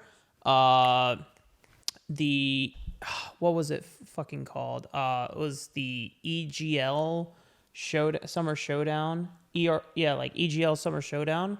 And he had like 2 games where he just straight up carried. He played like a Kha'Zix Conquer game with like Serelda's Grudge, which I think is what Keel played this past week in Wildcard. And then he played like a Drain Drain Tank Graves build. So like, I mean, maybe I have to go back and like watch his Graves, but I've never really thought of him as a Graves player. sure. He was. I mean, I know on ladder he was like big Kazakhs player and Rengar, Yeah. but I think like he was big Graves too. All right, we got one more face left besides Kanavi, who's moving around, Manny. Yeah, I'm having fun. What's the last one we got here for eXyu? It's Mir. Yes, we have Mir from TL, who Josh went to go get burgers On Lee with. Sin? For context, his Lee Sin was undefeated in LCO last split. I think it was like 9-0. Yeah, but I mean, obviously that's a cool stat, but I think a lot of the people who like get crazy stats in LCO come here and then kind of get shit on in Academy. So like, Yeah. I think LCO's a tier below Academy for sure. So it's cool that he's undefeated, and he's also been to Worlds. So I'll put him B tier, I think. B tier? Yeah. Oceana fan. But just because I've never really chat seen right him now. like You play it, painted a target. so I think it's not fair for me to be That's like, oh, fine. he's really good at it. I think it's good that you have the clause. You haven't really seen him play it. Yeah. He's really fucking good. He's really good at it. He's Okay. really Okay. fucking I mean, good like at it. I could go check it out. If you guys have a clip of it, I'm down to watch it. But Cubby watched a Champs Queue game of Mir playing Lee Sin where the game was pretty much unwinnable for Mir's And time. Mir And- fucking 1v9. Really? He did some of the most ridiculous, like the shit I would expect to see from like the crazy Lee Sin players. Yeah, he was doing all that. He's a very good Lee Sin. You should go check it out. Maybe he pulls out Lee Sin against us, because when we play him, Yeah. it'll be Be the fun. Lee Sin Now- patch. So Be like, fun. That would be fun. But before last thing for this Lee Sin tier list, Manny, why is my face not on here? I mean, Rafa is in Canyon tier. You no? guys. he must be in Canyon. No. Hang on. I've seen the clips. Like, I asked you guys who you eXyu, I wanted. appreciate the gas. We need to stop the cap right now. There's no way I'm even above like A tier Lee Sin. maybe Maybe below Chad. So tied with. so first of all, there's no F tier. Second of all, I asked you guys before the start of the podcast. I asked you this weekend. Send me who you want on the Lee Sin tier list. Mark didn't put Josh stuff on replied first, but he's not here, so his opinion doesn't count. And then Matt was the only other person who responded, so that's why you're not on the Lee Sin No, tier I list. You could have said nominated Owner yourself. Canyon and like the three that he was looking at. All right, moving on. All right, whatever. We're gonna go to the NA production segment here with Manny. Oh boy. It's with everybody, but Yeah, you know, but it's you led can- by producer Manny. You can grill me. What if is you this want. section? We get grilled. No, I just said you guys can like, I don't know if you have anything you want to. This is where we talk about You can ask me something questions. behind the scenes on broadcast. What possibly could have happened behind the scenes? On Yeah, broadcast what this possibly week? could have happened with the LCS broadcast this week, Mark? Oh. What possibly? No. What's the topic for this week, Manny? Well, before that happened, and before we got the 5,000 upvote positive thread that also happened, which, by the way, both of those threads coexisting on Reddit at the exact same time on Saturday morning was like kind of peak absolutely Reddit. crazy. It was kind of. It's kind of peak Reddit. We had a positive upvote. Yeah, the Mark and Jat bit. Oh, Go to you. Go to you. Okay, that was yeah. Yeah, so basically the before all of that happened, the start of Friday was actually marred by we had to start the first game an hour late because of audio issues. And I think a lot of people on Twitter don't have a full grasp of what that was, where I saw a lot of people tweeting like, hey, like, did you not test the things? And it's like, yes, we do. They got picked up in the problem got picked up in the preseason or the pre-show rehearsal at like 10 in the morning. And then they found out it was like a third party issue, and they just like were working till like 2 a.m. that day to solve it, but it was not something that they could do. And it's funny because when we talked about transition times in week 1, the thing that I mentioned was that day with TSM and EG with the really long pauses. And what we learned that time was that since everyone kind of hated having to play through the intermittent issues, if we had something like that pop up before the day, we're just going to send the players home. And we got roasted for that, but we finished the day on time. So there is that. It went well. But definitely the LCS production focus thing that everyone is talking about this week is that. That's the topic. Well, that's a topic. That's I a don't topic. know. I don't know if you guys want to get into the other No, topic. I don't really want to get into that topic. The one thing I'll say is that I didn't love the segment that on TSM, but I'm really glad that LCS is trying things and taking risks, and I'd rather have a show that's going to figure out what's good and bad. I don't think that segment should have went, but I think in past iterations that would never be talked about. And I think that the show has had some wins with the risks taken. I know the video was published today. You were really excited about with Dash going skydiving. Yeah, and then it got removed by the Reddit mods. Yeah, That video was really cool. no, yeah, the video like that's Yeah, that's like good content. Yeah, I mean, like I kind of like, I mean, with the podcast, right? Like we want to, I know like this is your off day, right? Like we just wanted to have something where like we can hang out and that hopefully you enjoy. We can talk about stuff we like, but like that's what I think makes good content for LCS. Like if you get stuff that pros want to do, like the pros legitimately freaking out. This is interesting. Hey, what up? This is what it was doing before, by the way, right before we went to that thing where I was like, Mark, go fix the focus on the camera. Like, I don't know why it does that. Autofocus is trolling. Going skydiving with Dash is sick. Yeah.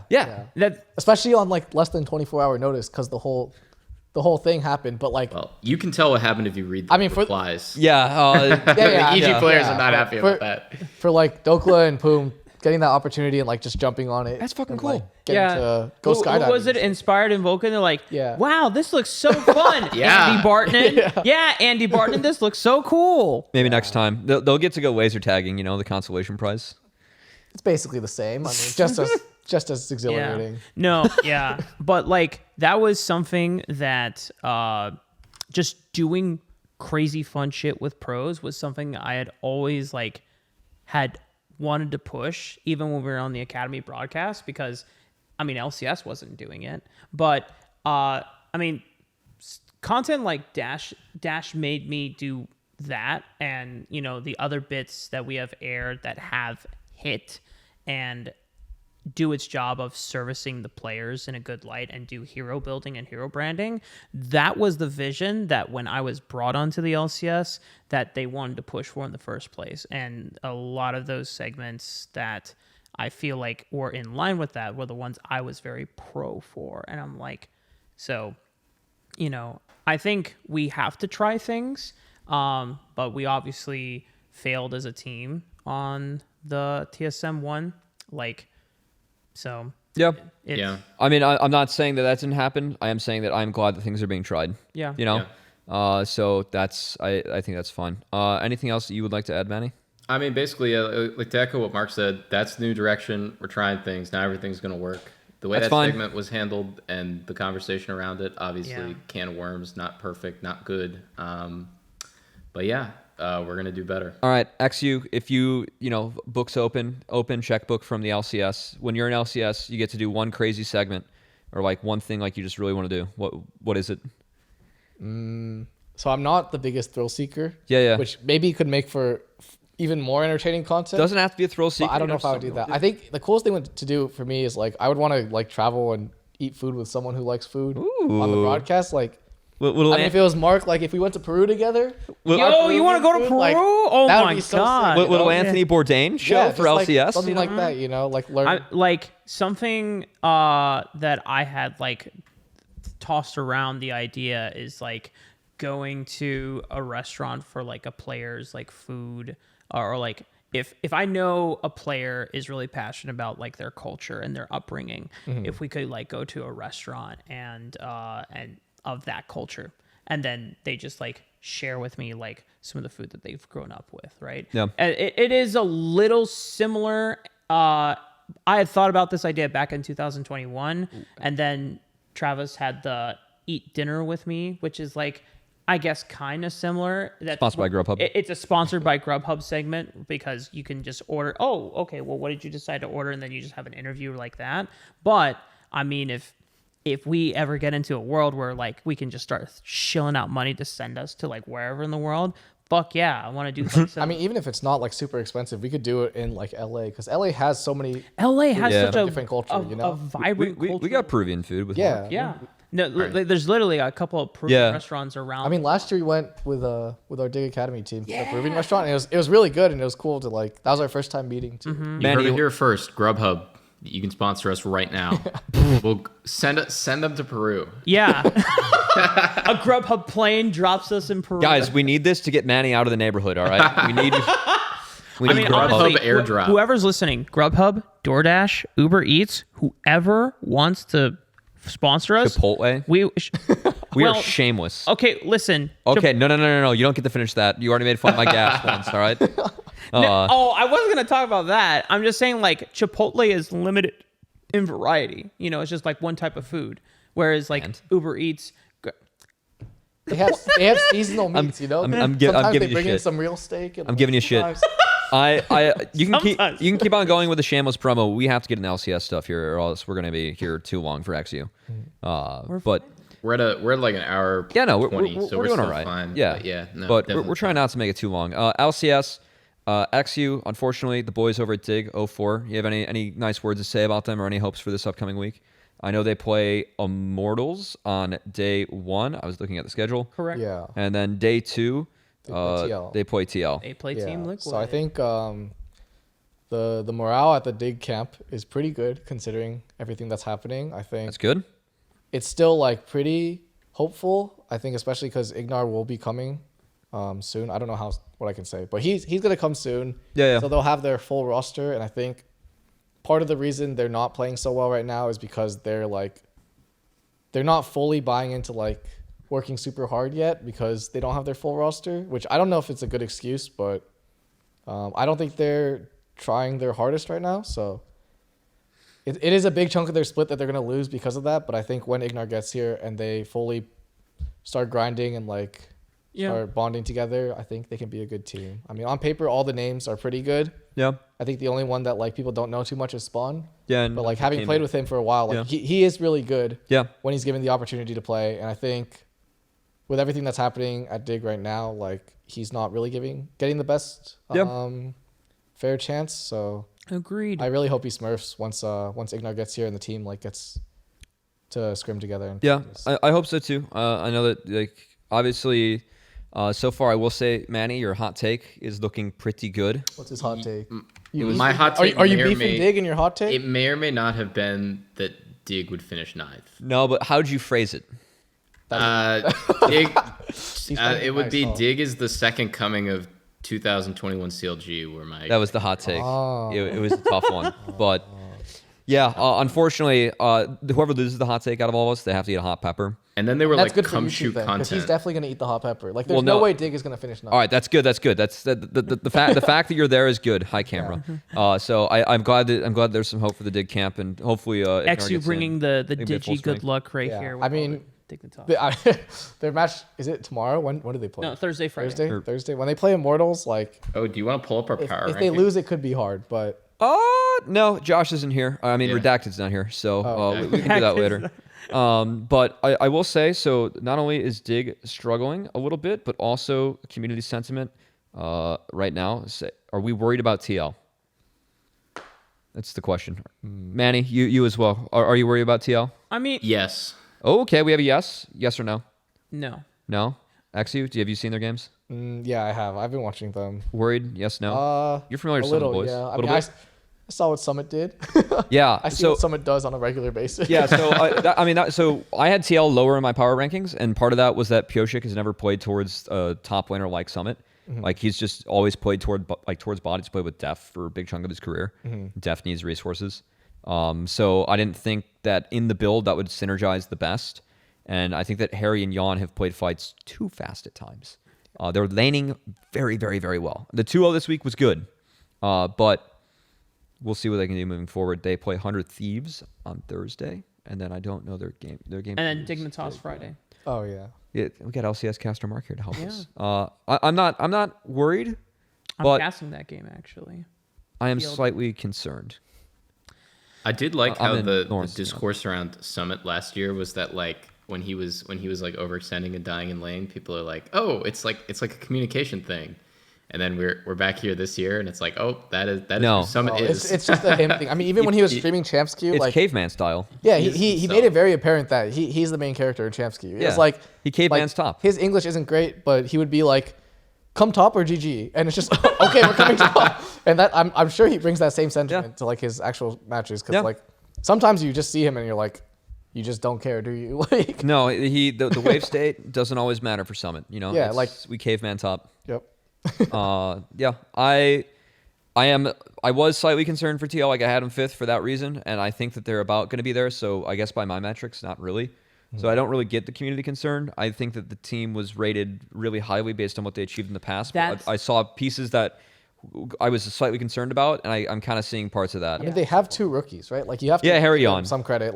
They're not going to come out of the gates. And Jan is pissing on everyone in lane with core. Yeah, he's laning so well. Jan was playing really well in Academy too. Yeah, that TLA roster was I mean, we were talking about this with our team, but it was just like that roster was a roster where like you actually felt like they were good, you know? I think this year, even with C9, like sometimes they make mistakes and you're like, oh, like they're not actually that good. You know, they're not consistent enough to be quote unquote good, but that TLA roster from last year was actually a good team. Yeah, it was like you would have to steal wins off them. So it wasn't like I was confident to win. We said they would have been 6th place in LCS last year. Who you who played wins? in LCS. It like if they can play each other, who wins? This TL or like last year's No, TL Academy? No. We mean like I'm asking TLA from last year. So the Bradley Armel. Yeah, they could be 6th because last year the would've been LCS the 6th. bottom 4 were like terrible, like me included. You know, it was like it was us, GGS, Immortals. We were all terrible, and then CL. Wait, was it who was 6th? COG made a bit of a TSM run. was 6th. Yeah, TLA can beat the whole teams. You know? Okay. That's what we felt as a broadcast. Yeah, too. but even like It was good. I mean, even to give more credit to like the DIGS amateur roster or the DIG Academy roster that we had last year that got 2nd. Yeah. Like I think that roster, or like They even beat them in the best 3. yeah, like Legit. our main roster, I think would have been better than the roster we put on stage for LCS. I think if we moved everyone up together, we would have been a stronger team. But obviously that didn't happen because I think that team I think TLA was good, but I think our full 5 was able to compete with them. I don't think we would beat them, but I know that you guys were feeling really good as a squad. Yeah. You guys were all kind of bummed that I felt like we had a really we were on like a really hot streak, and then the internals and the war started, and then the FlyQuest series, my last series in Academy, it was like we went into the room, Deus is all juiced up, you know, because he's being him, and then he's like, who wants to win? It's just dead silent. Like no one wants to win because it was like one day before Proving Ground started, and we're losing half the roster, and like they're bringing in like a rookie jungler, and you know it's just especially for Juan. You guys were playing good in the back. Yeah, so for JJ especially, because like he's been fucked over so many times. Yeah. Where they take his jungler in the middle of the split, and he has to raise like a new one. Yeah. And like even at the beginning for me, it was like that because he's like, oh shit, like I had to start with a rookie jungler again. Yeah. But I feel like we were hitting it off in summer for sure. Yeah. And then I got yoinked away, and he got a new one, and it's like. It's nothing against well Perry, right? Yeah. But it's just like they actually did make Perry really good. Yeah. Now that you mention it, I'm like thinking back to the track record. Yeah. 'Cause when you like 20. No, I remember how bummed you guys all were. Yeah. 2021.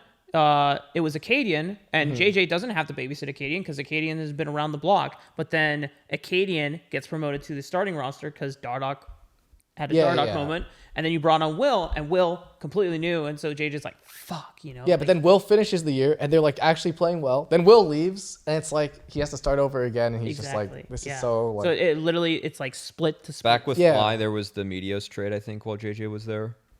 I think so. I think he meant. I mean, he was just saying that like this just keeps happening. When did Meteos get traded off 100 Thieves? Wasn't it with Fly? No. What? Meteos was traded way back. Camera 2's freaking out again. Just This wave one? it. Other one. This one? All right. Yeah.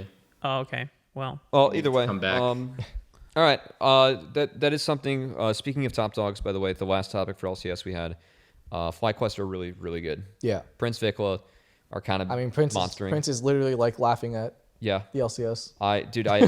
I made a tweet last year. I said that Ruler versus Prince was the best AD matchup in all regional playoffs. I got Omega flamed, and I fucking stand by it. You see Prince He's on mid waves so with no cleanse, just like eating forward, not like he doesn't care. We played the clip where he faced you guys, and he pretty much just 1v2'd. Yeah.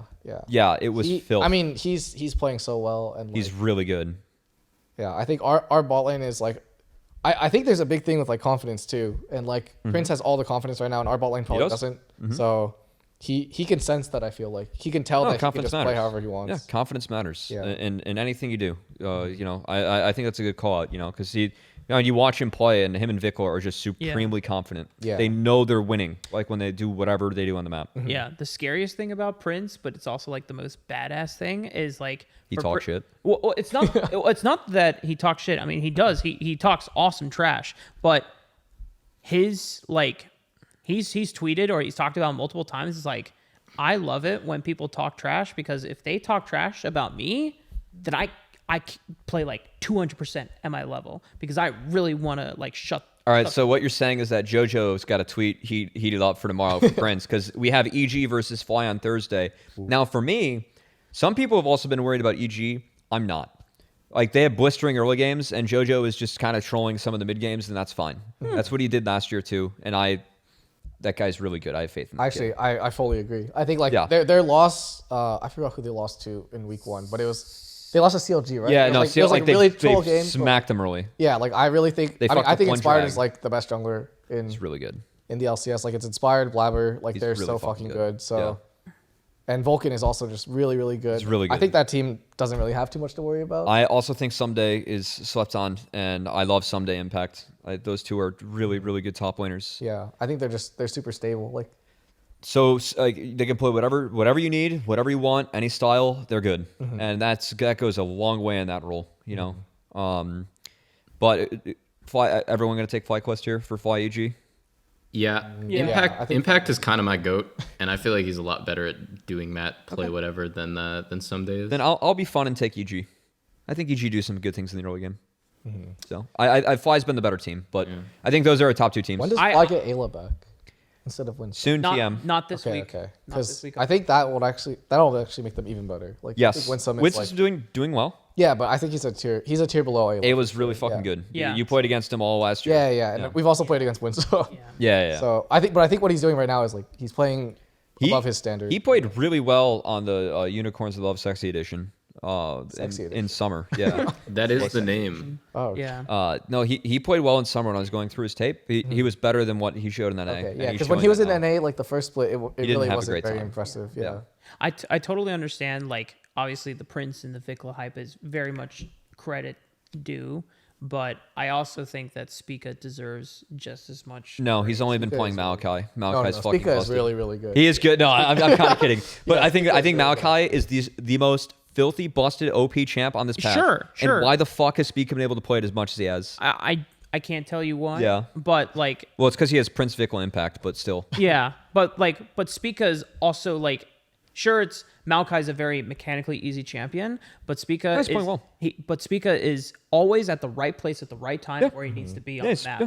And he's always there to like make counter ganks like so fucking deadly. Like when he played the Amumu game, and the fact that he Amumu was a really, really good pick. I love Amumu into Akali, by the way. Yeah. I love Amumu into Akali. So when is he busting out River Shen again? That's the question. I mean, wait, have you seen his stream? Actually, he's been cooking some new stuff. He's cooking Yo. the Nautilus jungle. You're on it? Nautilus Oh, wait. jungle? Are we on 2? Is point 2 live yet? Because I know he's getting buffs on point 2.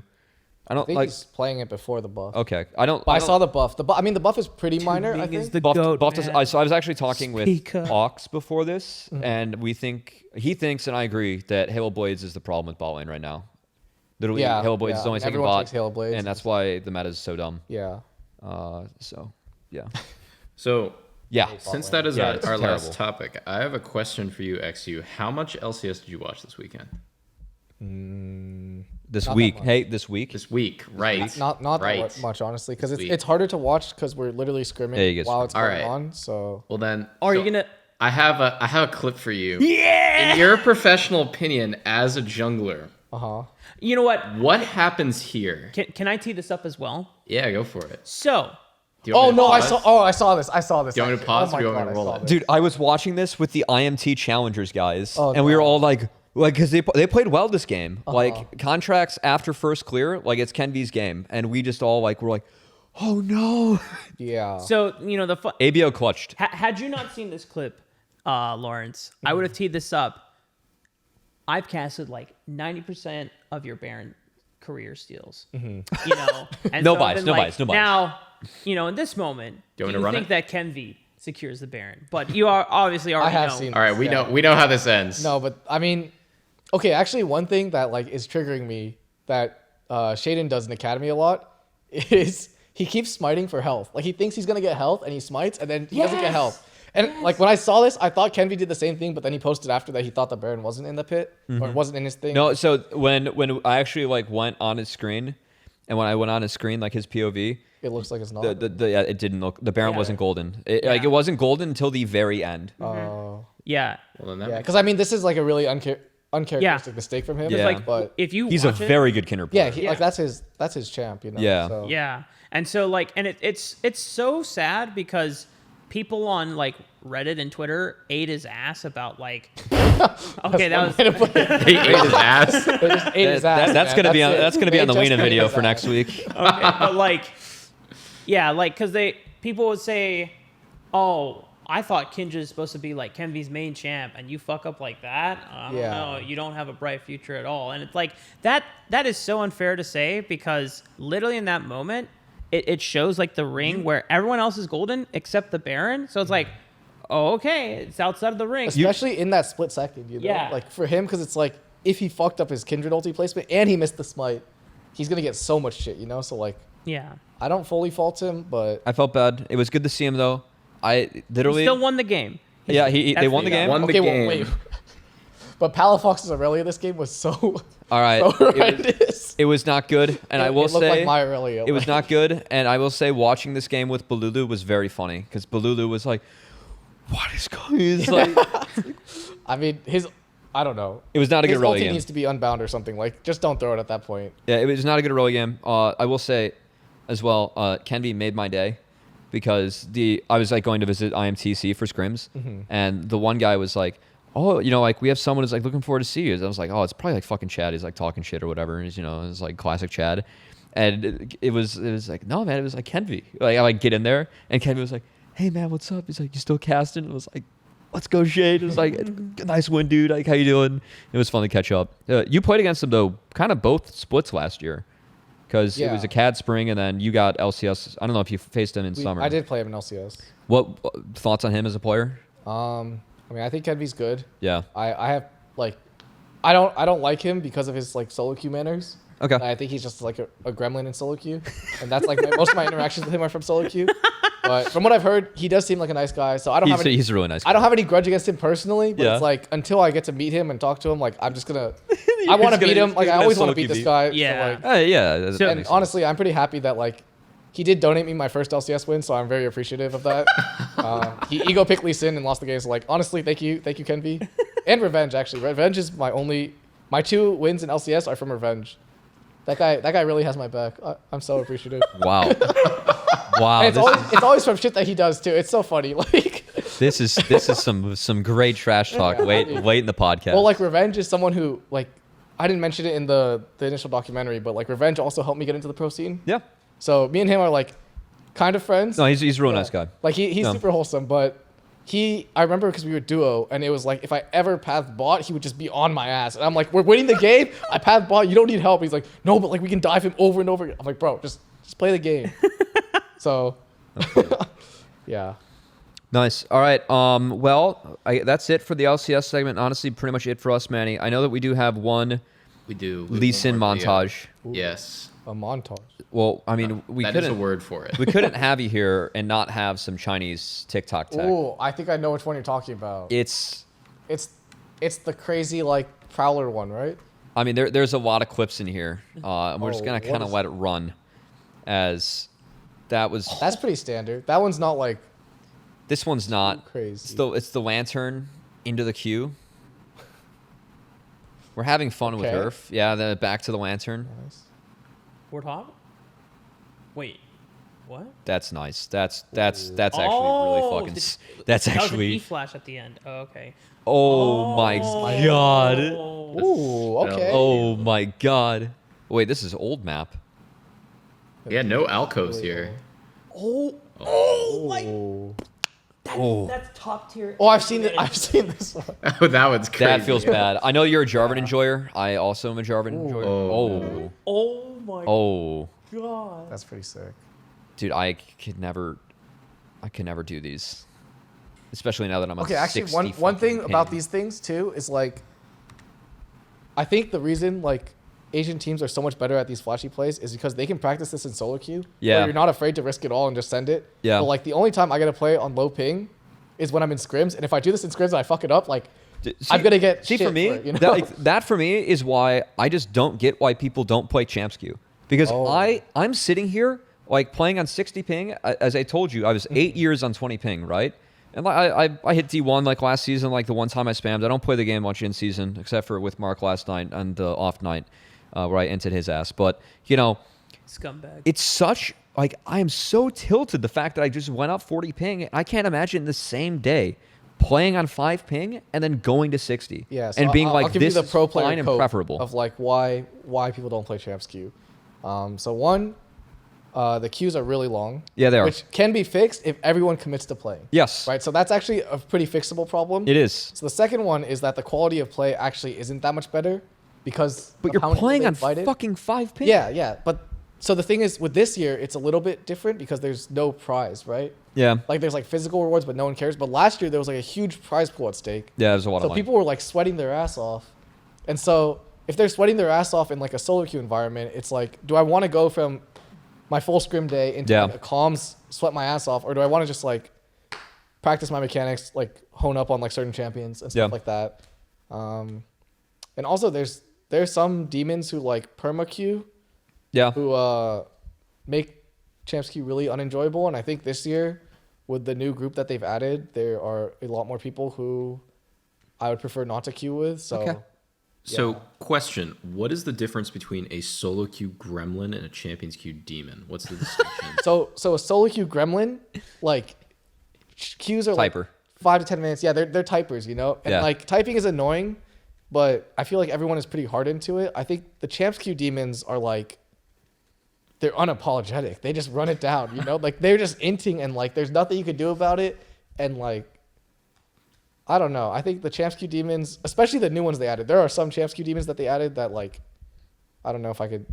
I mean, I could just. Tarzan is like in champs queue now, which is gonna be he's in champs queue, which is like I don't know how he got into champs queue, but hopefully he takes it seriously and doesn't run it down. You know.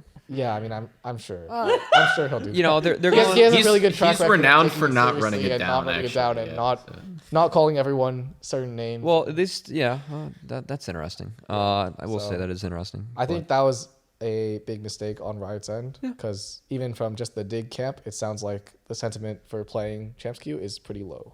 That's interesting. So. I understand like some of the queue times, like legitimately, I get that. Last year, I mean, it was terrible. It was like an hour for a game. Also, I also get like we all grew up loving this game. A big part of loving this game is the early season ladder. Like when I climbed, like I was able to play against pros like Core. You know, I was like a perma D1 player. Mm-hmm. Like that's a lot of fun playing early season. Like getting the opportunity to like face some big names like that. That's super, and it's really you get lower queue times with that. That's like very energizing to try and get rank 1 or hit challenger first. Yeah, I get that, but also I'm so fucking tilted on 60 ping, and I don't know why people elect to not. Well, on that note, 5. with the early season grind, I think Riot like really just fucked the pros here. Yeah, no. They should have released it later. The same time they opened the new season. I agree with you. No one's gonna do that because the early season is like the best time to actually play. It's so everyone fun. is trying. It's so fun. Queues are short, and like I don't want to sweat and like calm with 5 people. It's and so not get any fucking reward. fun. There's no dopamine, you know. Yeah. Like No, I'm with you. yeah, but I think when they open champs queue again, honestly, I think it'll just be mostly amateur players playing. Which I mean, that's good because like again, if I'm in those kids' shoes, like I'm gonna make the most out of the opportunity. If I'm Maniac, I should be perma queuing, right? I just got picked up by 5M and I'm in champs queue. Like I'm a young kid. Like this is the best way I can learn and like get the best play. I should be perma queuing. Yeah, I respect all those guys. When I was on do that. C9 Amateur, if they had something like champs queue, I would be in that shit from like 6 to 1 every day. Like I mean, like, and it worked out. Like I mean, that's how I think it played a factor in Dokla getting LCS. Mm-hmm. I think it played a factor in Yukino having the stock that he did this past offseason, how well he did in CQ. Mm-hmm. Like I mean, it does matter. Yeah, I think it adds to the fact that like why is Armeo not on the team, because he was also perma top 10 in CQ and grinding really hard. I don't know if the whole Armeo thing was fully because no teams wanted him. Like I think he was selective about the teams, and the could have been that he wanted to go to weren't looking. Could have been. But I do think Armeo is really good, and it's cool to see that he's helping C9. Yeah. Now, so no, he's a very good player. So. Yeah, he's really smart. Yeah. On the early season, I guess ladder queue sniping front, what do you guys think? Just from looking at me, what do you think my record for most deaths in a single solo queue game is? Like 26. What do you think? That's a lot. So Manny, for background, you're what, Plat 2 right now? Plat 1? Yeah, Plat 2 now. I peaked like D2. I used to play like really low. I'm gonna go with 17. All right. 14. So my record is at the beginning of, I think, 2020, I, in early season solo queue, got matched against Vulcan. Oh, no. And I died 24 times. I was so close. As I knew it. Nautilus. I knew he dropped the ball. I was playing Nautilus. See, Nautilus is a shit champ. It wasn't good. I played 2 was games in that season. It was season 10. And that's when I was like in my Braum Leona shit because everyone was blinding Nautilus, and I was like, this champ has no stats, so I'm just gonna play the stat balls that counter him, and that's how I hit GM. And then I played against Core Tactical, who let us 3-wave push, and then on the bounce they would bring their jungler and be up a level, and then I was like, this is the most unplayable shit. Like, if this is the level that these guys are playing at, why the fuck am I even playing this game? And then I started talking about the game. Yeah. Yeah, he just played. Then COVID hit, and I started talking about it. Killed me like 8 times in lane. It was bad. Yeah, those guys are pretty good. One of the first times I streamed like solo queue, I went 0-4 on Oriana and LeBlanc, and it was closer LeBlanc. That was fun. Yeah, I mean, closer actually plays off roll quite a bit. I think a lot of junglers. It's good to play off roll. A lot. One of the things that like High did very early, like League lore, you know, he always queued Phil. I mean, well, back then you had there was no roles, and then in chat you raced, but also it went to who had the prio pick. High would just say Phil. Yeah. And I thought that was actually pretty cool. I think it is important to play other roles. Yeah. Like if it's off season, I encourage pros to like go play other roles for real. Yeah. Have you ever heard of like what Yuji did, or did Diamond ever tell you what Yuji did during his off season from spring to summer? No. So Yuji, being from Mongolia, goes back home and ping is shit there. 100. To like EU server or anything. So I mean, there's no point in just playing on like 100 plus just to come back to LA afterwards. So what he did was he would watch Twitch streams of like the highest ranked players of like top lane, I think mid lane, and then some bot lane. And basically he just learned matchups from watching like top players in their roles. And then he would just understand, oh, okay, so like at level 3, this is where this matchup swings this way. At level 4, you know, there's like a window here. And so he would start creating like plans around, okay, now I know in this meta and this matchup, it's going to be super volatile at this point. I'm going to plan a route so that I end up like at 340 at wave 5 or wave 6 right here at topside, right? And I thought that was like one of the most ingenious ways like for someone to make good use of their off-season time. So just because that you can't play, and I think this is a good thing for casters to learn too.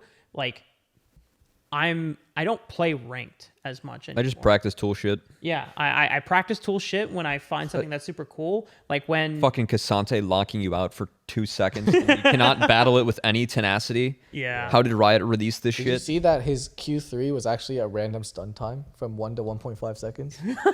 And then they removed it, and like one of the patch notes was like, we're making the stun only 1 second from Just like the randomness, and then they were like, fact- yo, what determined it? And the writer was just like, oh, it's just random. The fact that you could Q3 into like the unstoppable like push and then R and you were locked out, where again, mind you, tenacity does not matter for any of these because he is moving you through terrain. Yeah. Yeah. It was like a 2-second knockout. I was like, how the fuck did this champion get released? Like, I was believe so you flame him like this. I was so after fucking 3 tilted. weeks in the LCS. I was so tilted when I saw this champ. Oh, Yeah.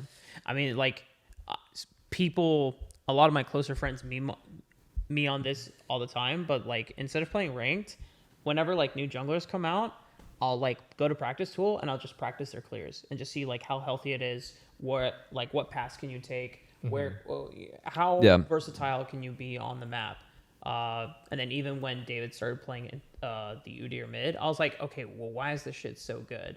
And so, like, I just, like, played it mid-wave, and I was like, what the fuck? You killed caster minions with 2 casts of R and just autoing it down. Like, that's broken. I think the important thing is like, it's really easy to get complacent with how you view the game. Like, especially, I mean, it's your job, and your job right now is to grind like as hard as you can to like be the best at your role.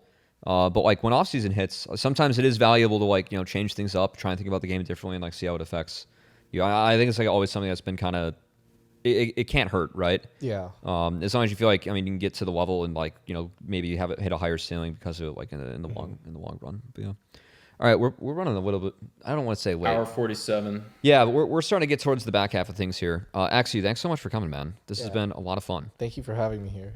No, thanks for making the trip. I didn't have to go pick up a player this time around. You hauled yourself over here. What a treat. He spent 50 minutes in traffic, so we don't have to. I did. Woo! Well, it's double for you guys because you didn't have to drive me there. Like, you'd have to drive out there and come back. Yeah, back home, though, it won't be as bad at this time of night. But we have fun. Floor's all yours. Any, thank you, shout-outs, or anything you'd like to say? Shout out to anyone who's listening, or thank you to everyone who's listening. Not shout out to you guys, sorry. But shout out to everyone at Dig, because I know like public sentiment isn't really high about Dig, especially the LCS team. I think even the Academy team people are like had a lot of doubts and they're like, oh, they put like LCS veterans or whatever the shit like they say. But if you are a Dig fan, like thank you for supporting us. We're really grateful for it, and hopefully we can make you proud. Yeah, I know that Bakery said in the Dig Discord that the goal of your guys' roster was to win NACL. I thought you guys were a roster that could do it, and right now you're on top of the standings, so it's pretty cool. Yeah, I think we're built to win, but we're not built like just to win Academy, because even though we've played in LCS, none of us have like played even a full split, Yeah. So all of us are really like hungry to get back on the stage and actually be a starter. So this is our chance to prove. Yeah, I think Insanity's the only one that would have played full splits. I think he played one full split. Yeah, with IMT. Yeah. Yeah, and win challengers. That's thank you, Riot. Yeah. That's the love of the Riot. Mark, anything you want to close out with? Manny. I'm just happy to have my boy eXyu here since 2019 collegiate days, bro. Yeah, you guys go back. Yes. The first two guests we had are like, you went pretty far back with. Yeah, no. Yeah. It is funny that like both of our like this wasn't intended. Like, and I felt bad because like I definitely wanted to have you on, but I didn't want to like push this agenda to like.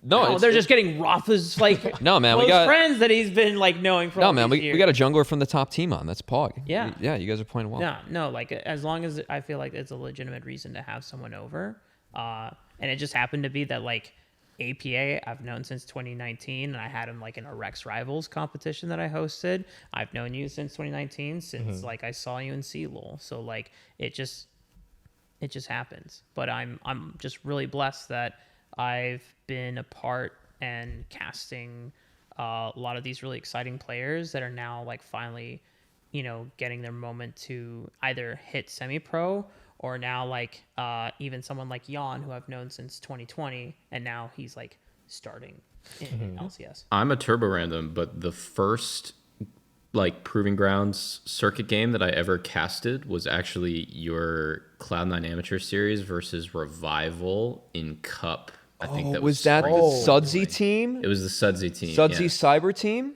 Yep. with Scoops, Plucks. Yes, that was that the in January? That was the line. Yeah. Yeah, it was right at the front. That was that's with Tempo first still, right? Yeah. Yeah. And that was the wide Lee Sin. Oh no! Yeah. It wasn't with Tempos because they did the. Yes, it was. Oh, it was. No, I think it was right after he left. I think Because there was the pickup Breezy, tournament that was right? in. Oh, spring, I'm thinking where you of guys the- played like all your one tricks in one. Yeah. And then it was once you guys got Breezy, like in the actual, like they had one like okay. because they were the third event that spring. That's cool. I didn't know that, Manny. Yeah. Okay. Well, eXyu, thanks so much for coming out, and everyone, thanks so much for listening to the third episode of Raising NA. It's been a lot of fun. We'll get Redacted back, or I should say Joshi back next week, with hopefully some other guests too. Check us out. We are on YouTube and Twitch. It's twitch.tv/CubbyXX, youtube.com/CubbyMaster6, the original Xbox Live gamer tag. Those are the two best platforms to tune on in, as we do have video. You can see the tier list that eXyu made and all the good clips that we have as well. And then there's, of course, Spotify, Apple, Google. So yeah, may your next week be filled with positive gaming experiences. And we'll see you next Tuesday at 8 p.m. Pacific.